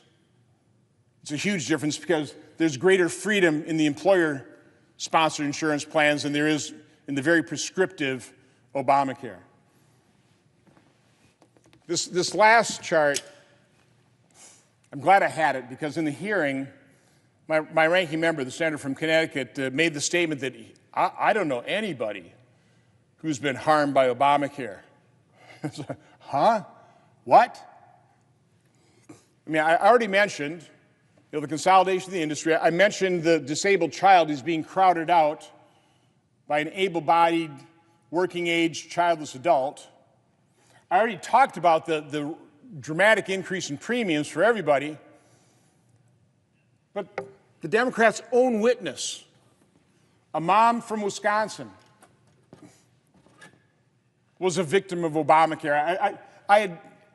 This isn't exactly what her premiums are because she, quite honestly, didn't have all the information. But she had a few key pieces of information that we could go to look at Obamacare exchanges, come up with the premiums. But this is showing you what's actually happening, okay? This individual, a mom, 2 kids, great person, is a victim of Obamacare. In 2016, her employer dropped coverage because Obamacare gives small employers a great out of not having to put up with the rising health care costs by just saying we're not going to buy group insurance anymore. But trust me, I never liked having to buy group insurance for my employees, but you had to do it. To be competitive, you had to provide insurance. Again, I'd never want to see any of my employees go uninsured, but now you've got an option. And so a large number of particularly small employers are dropping coverage and forcing their employees into exchange. So in 2016, she got forced into the exchanges. Now, she initially bought a silver plan. It cost her $1,000 a month. Again, to me, somebody who'd bought insurance 15 years ago, unbelievably high insurance rate. $1,000 a month? Unheard of back when I was buying insurance. So anyway, that was too expensive for her. So a couple years later, she actually transferred to a bronze plan that she could afford. It cost her $250 a month. But it had a $14,000 deductible. Again, I said earlier, when I was buying it, out-of-pocket maximum for families was like $5,000. A $14,000 deductible, that was a catastrophic care plan. They were dirt cheap. So anyway, so they signed up for that plan, and unfortunately, they had some big health care bills. And her and her husband had to take out an $18,000 home line of credit. $18,000. This is the Democrat witness, a true victim of Obamacare. Now, of course, she's coming in, very sympathetically, asking us to extend the temporary enhanced subsidies. But this is what people need to understand. They obviously are under 400% of the poverty line because she's still getting subsidies. So look at the annual figures here. In 2025, with the subsidy, her gross premium, again, when the Democrats say, they're doubling premiums, they're talking about the net premium. But the gross premium was $15,000. She got a subsidy of almost $10,000. So she's paying $5,500 a year. Now, remember, in 2019, she had a silver plan. She was paying $12,000 a year. So now, with the enhanced subsidy, the temporary COVID one, again, remember, Democrats are the ones that chose it to expire. She's paying about $5,500. Fast forward, if she loses that enhanced subsidy, she still gets more. She gets a higher subsidy. She's still going to get $10,000, but because her gross premium, because of the faulty design of Obamacare, is going from $15,000 to $19,000, yeah, she's going to experience almost a $3,000 increase in her premium. But not because the enhanced subsidy went away. She's getting an increased dollar amount of subsidy. It's the dramatic increase in premiums that's driving this. And I'll close on this point because I see the senator from Florida, who, by the way, knows more about health care probably, maybe than anybody in America, certainly in this chamber, and he's got some great ideas on how to fix and repair the damage done by Obamacare and transition to a system that will actually work based on a competitive model. But the other point I want to make, because of their rhetoric, because of their demagoguery, Democrats are pretty well, I think, scared. Of course, that's their tactic, right? Let's scaremonger. Scared Americans into believing that everybody's premiums are going to double and triple. First of all, we're talking about the Obamacare exchanges, which they say they've got about 24 million people, but because of the no premium policies with these enhanced subsidies, there's probably about 6 million people with phantom plans. They don't even know they have coverage. Unscrupulous agents have signed them up. They get the commission. The premium goes right to the insurance company. They're none the wiser, and they make no claims. So we've gone from, I think, 4 million no-claim policies on the exchanges to 12 million. So obviously, there are a lot of phantom policies there. But the point I wanted to make is, out of the whatever the number is, it's really not 24 million. It's probably under 20 million, but I'll use that as a figure. Of the supposedly 24 million people on the Obamacare exchanges, almost 22 million are going to continue to get their subsidy. They're under 400% of the poverty line. You got about 1.6 that we know are over 400%. Their subsidy's going away. So if they were at 15 and going up to 19, instead of paying, they're going to have to pay $19,000. Those people I have a great deal of sympathy for. They were kind of duped into thinking that they could retire early. And now they're getting the rug pulled out from under them because the Democrats chose this plan, and now it's expiring. So I've got some ideas. I've actually shared them with our finance chair. I've shared them with Senator Scott. I'm not going to talk about them now because we need to open up the government first. But personally, I'm sympathetic with this. But we don't need to spend $20, $30 billion to address that small slice of the American population whose subsidies totally go away. The main point, and then I'll turn it over to the senator from Florida, my main point is almost 22 million Americans on the exchanges will continue to get subsidies, and because insurance rates are going, those subsidies on an annual basis are going to increase. They're not even going to decrease. The dollar amount will be increasing for most of those 22 million Americans. They're going to go back to the way Obamacare was originally designed.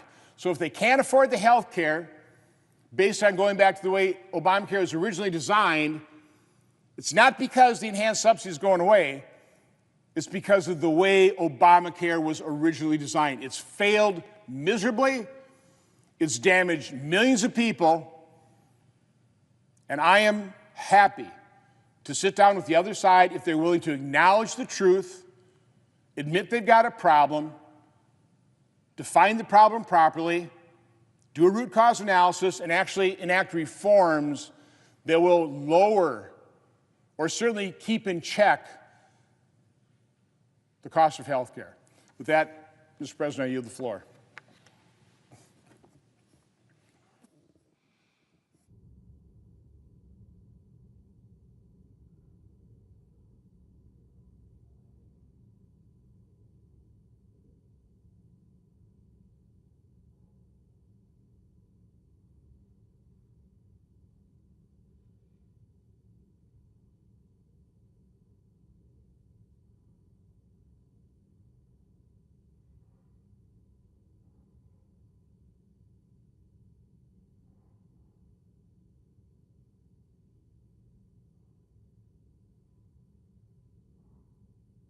Mr. President, Senator from Florida. first off, I want to thank my colleague from Wisconsin. You know, not only has he worked hard to try to do what all Republicans have been doing to open up this government, he's also worked his tail off to try to get people paid. And it's hard for me to believe that the Democrats don't want to pay people that are working. I don't care whether, you know, it's the military or the FAA or people that work here on the Senate floor, people work in our offices, Capitol Police, everybody should get paid.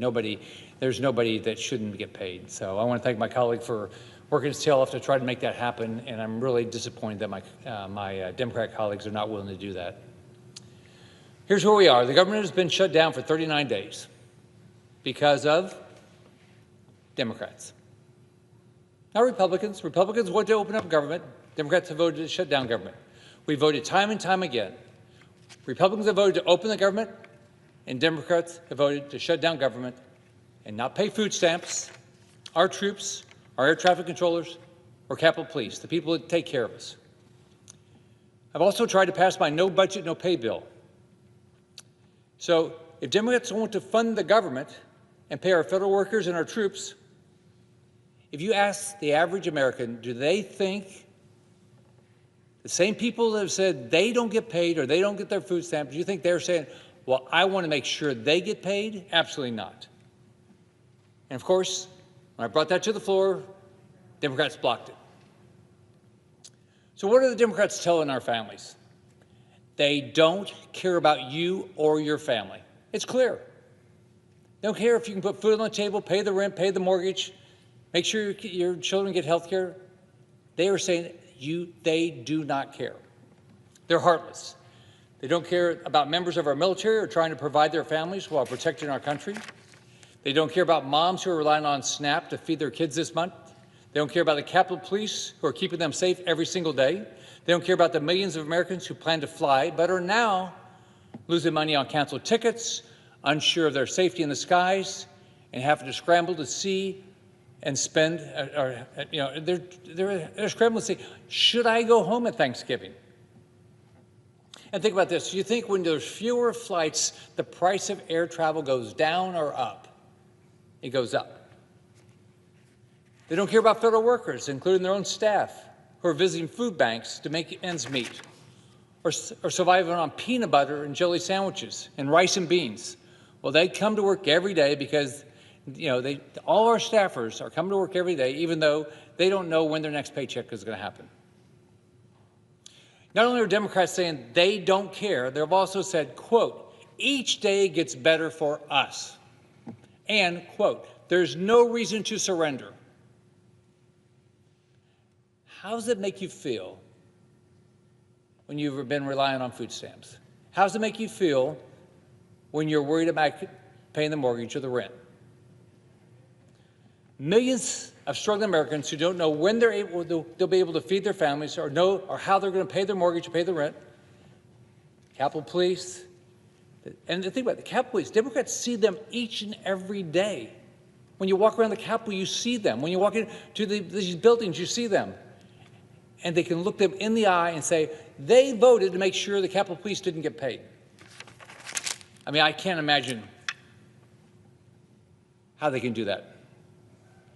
Democrats think that every day they refuse to fund the government and instead choose to use Americans as leverage to extend these expiring Biden COVID subsidies to send money directly to insurance companies. And look at this. Has it worked? Everybody should invest in the insurance companies. Look at the money. Look at the dramatic increase in stock price. Because guess what? As Senator Johnson just said, The money goes directly to the insurance companies, and there's millions of Americans that don't even know they're getting the insurance, so they never used it. Just pure 100% profit.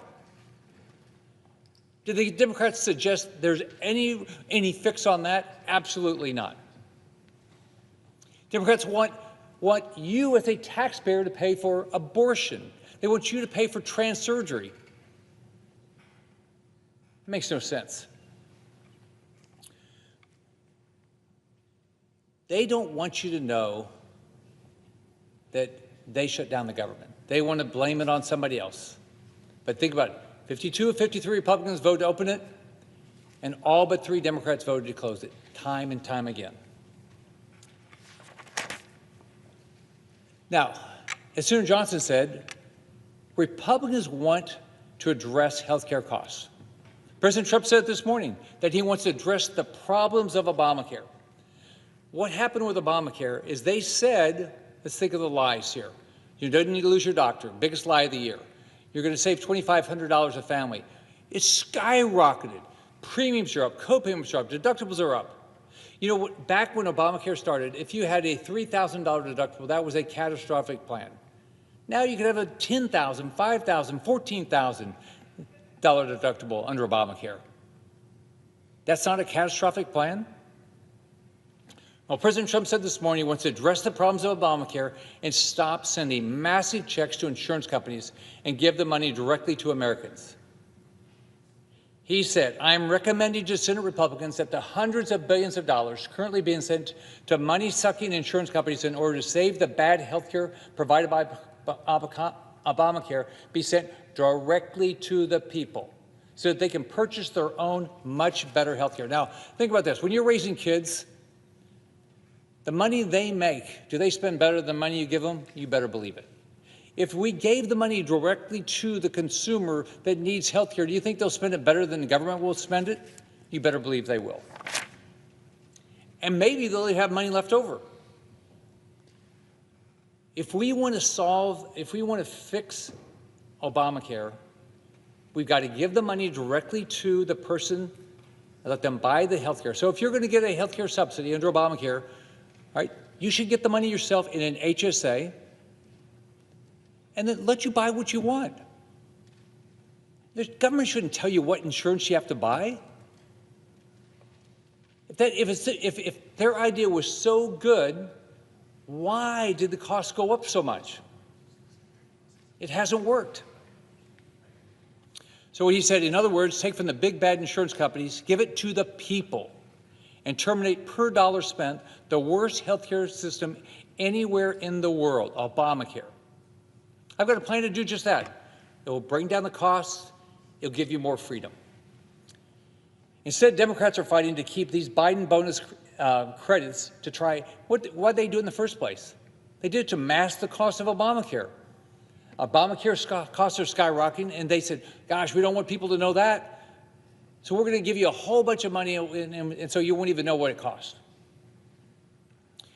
And to make sure you didn't know what it cost, they sent the money directly to an insurance company. And there's massive fraud. So here's all you had to do.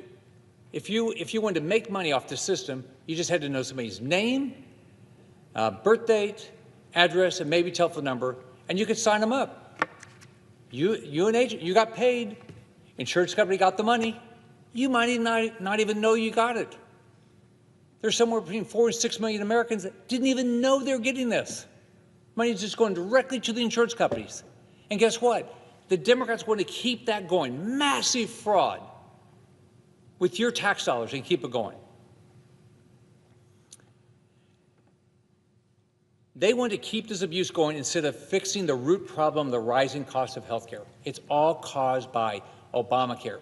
When the government gets involved in things, they often go up in price. If Democrats actually cared about the health of American families, they come to the table with a sane proposal. Instead, they want to keep wasting dollars by sending it directly to the insurance companies who are engaging in fraud to inflate their bottom line. There are parents right now who don't know how they're going to be able to feed their kids. Well, guess what? I grew up in a poor family. I watched my mom struggle to put food on the table. I remember when there was a farmer's market, when they were going to throw away the food, she would ask them for that food to be able to feed us. You know what? That's going on across the country. Under the food stamp program, that shouldn't be happening in our country. But because of the Democrats' decision to shut down this government and make sure that people don't get their food stamps, that's going on. I just think about the struggles my mom went through, and why would the Democrats would want to put moms and dads through that struggle today? That's exactly what they're doing. Democrats are refusing to fund food stamps and are stopping poor moms and dads like mine from feeding their kids, but they're getting paid. Let's remember this. All the problems are being caused, they still get paid. Now, Democrats promised to keep the government shut down and these essential programs shuttered until, quote, planes were falling out of the sky. Can you imagine saying that? Unfortunately, each day we're getting dangerously closer to Democrats getting exactly that wish. Air traffic controllers are calling in sick so they can instead work at jobs where they get paid. Think about this. They're having to not come in because they're not getting paid and taking jobs like with Uber to get paid so they can put food on the table. So we're making an already very stressful job more stressful. And Americans are paying the price both financially and with their safety. Now, Secretary Sean Duffy could see the stress in the system, and so he started to reduce the number of flights. What he's done so far, I think it will mean 500,000 Americans will have their flights canceled each and every day. Think of that. So think about it. You might be going to a funeral. You might be going to a wedding. You might be going to see a sick grandparent. You might be coming to see the birth of a new baby, and your flight just got canceled. So, and think about this again. If there's fewer flights, the prices will probably go up. Now, right now, millions of Americans are watching us wondering if they're going to have to cancel their plans to fly somewhere on vacation or home, see their loved ones for Thanksgiving. People are wondering if it's going to be safe to put their grandkids on a plane. They're wondering if their tickets are going to get canceled or have to pay more to cover changes to hotel rooms, longer stays at the airport, car reservations. Americans don't get it. Why do Democrats not want to open up government and vote to put the American people first? Now, look, we can have a policy conversation, but why would you shut down government over that? So think about what my personal belief is. The Democrats will come up with some reason to shut down government under Trump. They did it in the first term.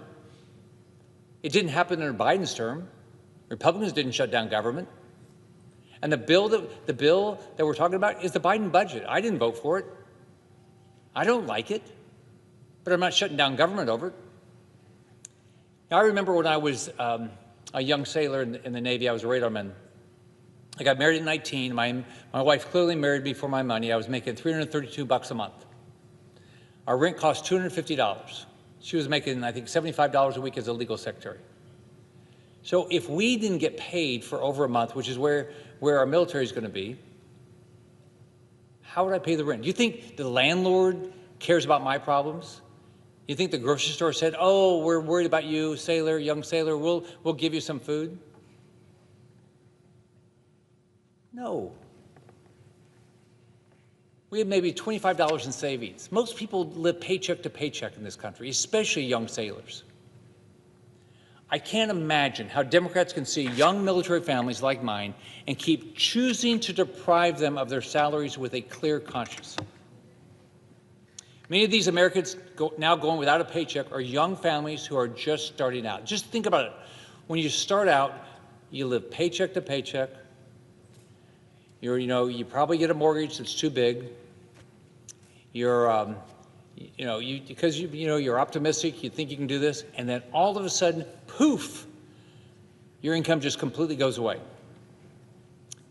They would never have imagined that Democrats would have made the decision that they didn't get paid.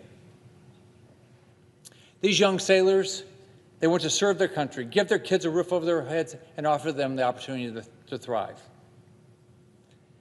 And Democrats are denying them this and putting their futures in jeopardy. But they get paid. Oh, one of them said, I have a mortgage. One of the Democrat senators said, I have a mortgage. How many other Americans have a mortgage? But they don't care. Food banks in my state are strained. I was talking to a friend in Tampa yesterday, and the lines were unbelievable at the food banks to get some food.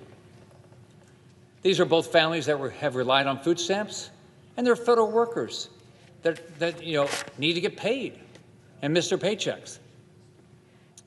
I think it's the same everywhere I've talked to around the country.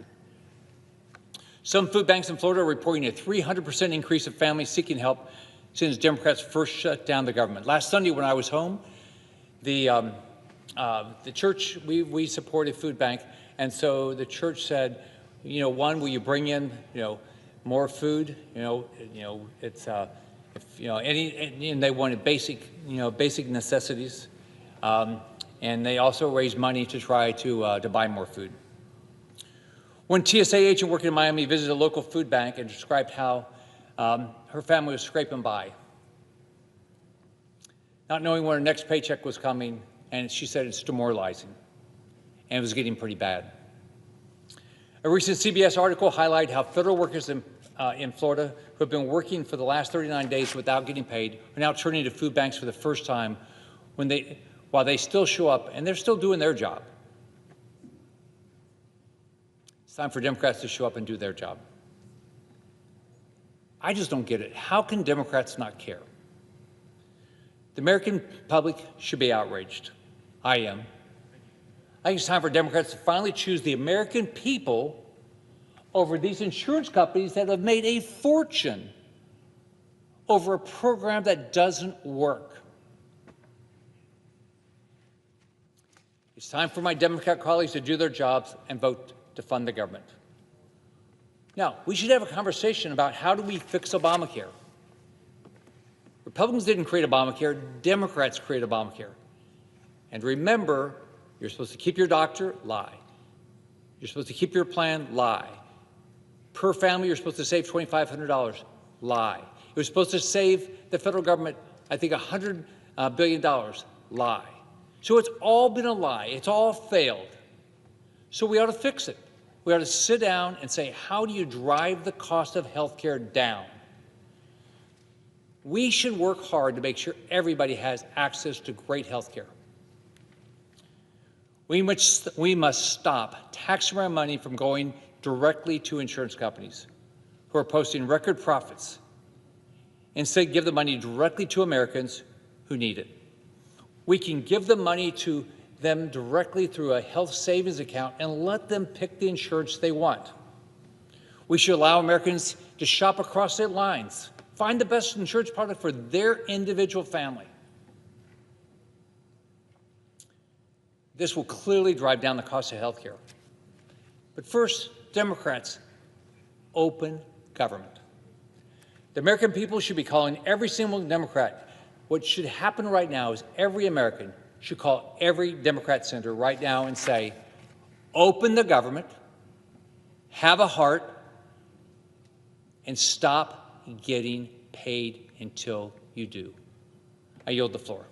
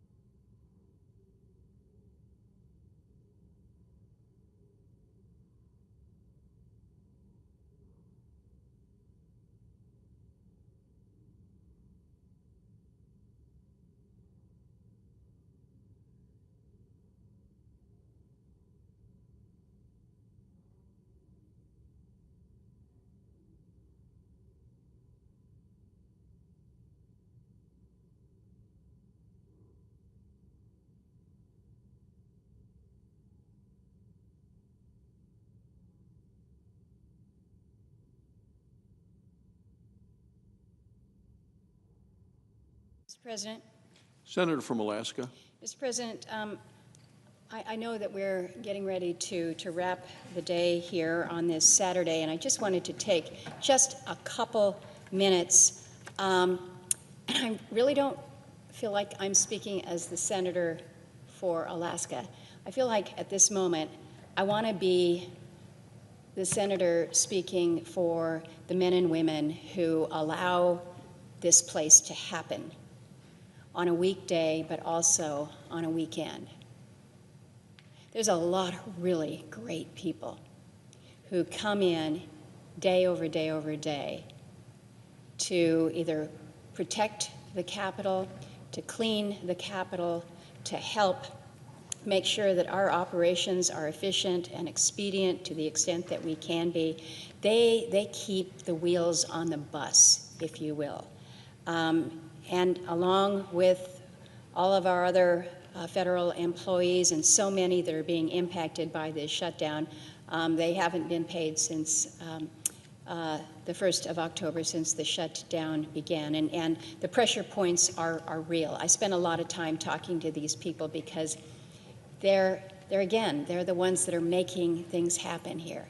And we're here on a weekend, and I'm glad, Mr. President, I'm glad we're here this weekend. I didn't want to be here last weekend, but I said, until the government is open, we should be here doing our jobs. And so I'm glad that we're here. But I also recognize that this is not business as usual. This is not ordinary times. This is a Saturday. It's a beautiful day in Washington, D.C. right now.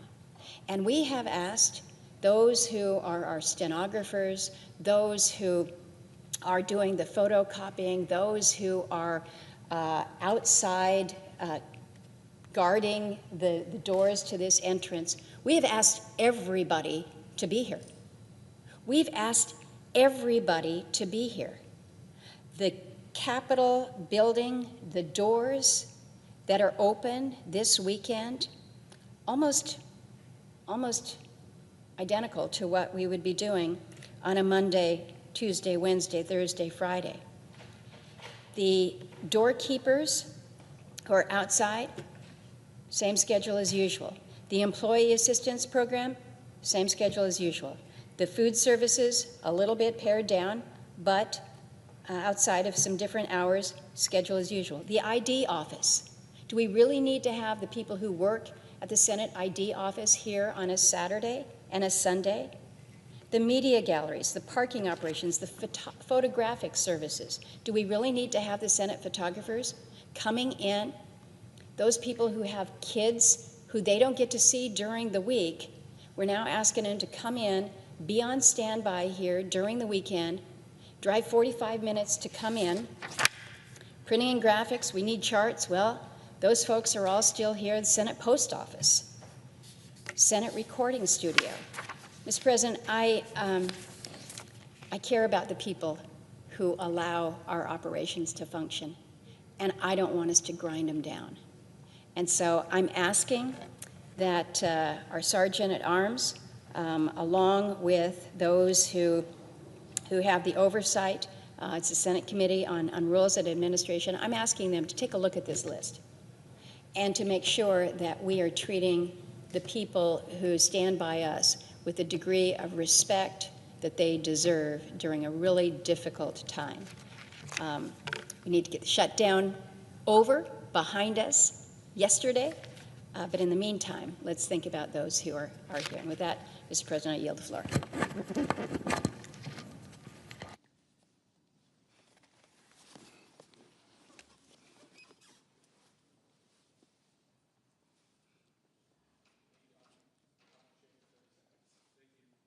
You have a full.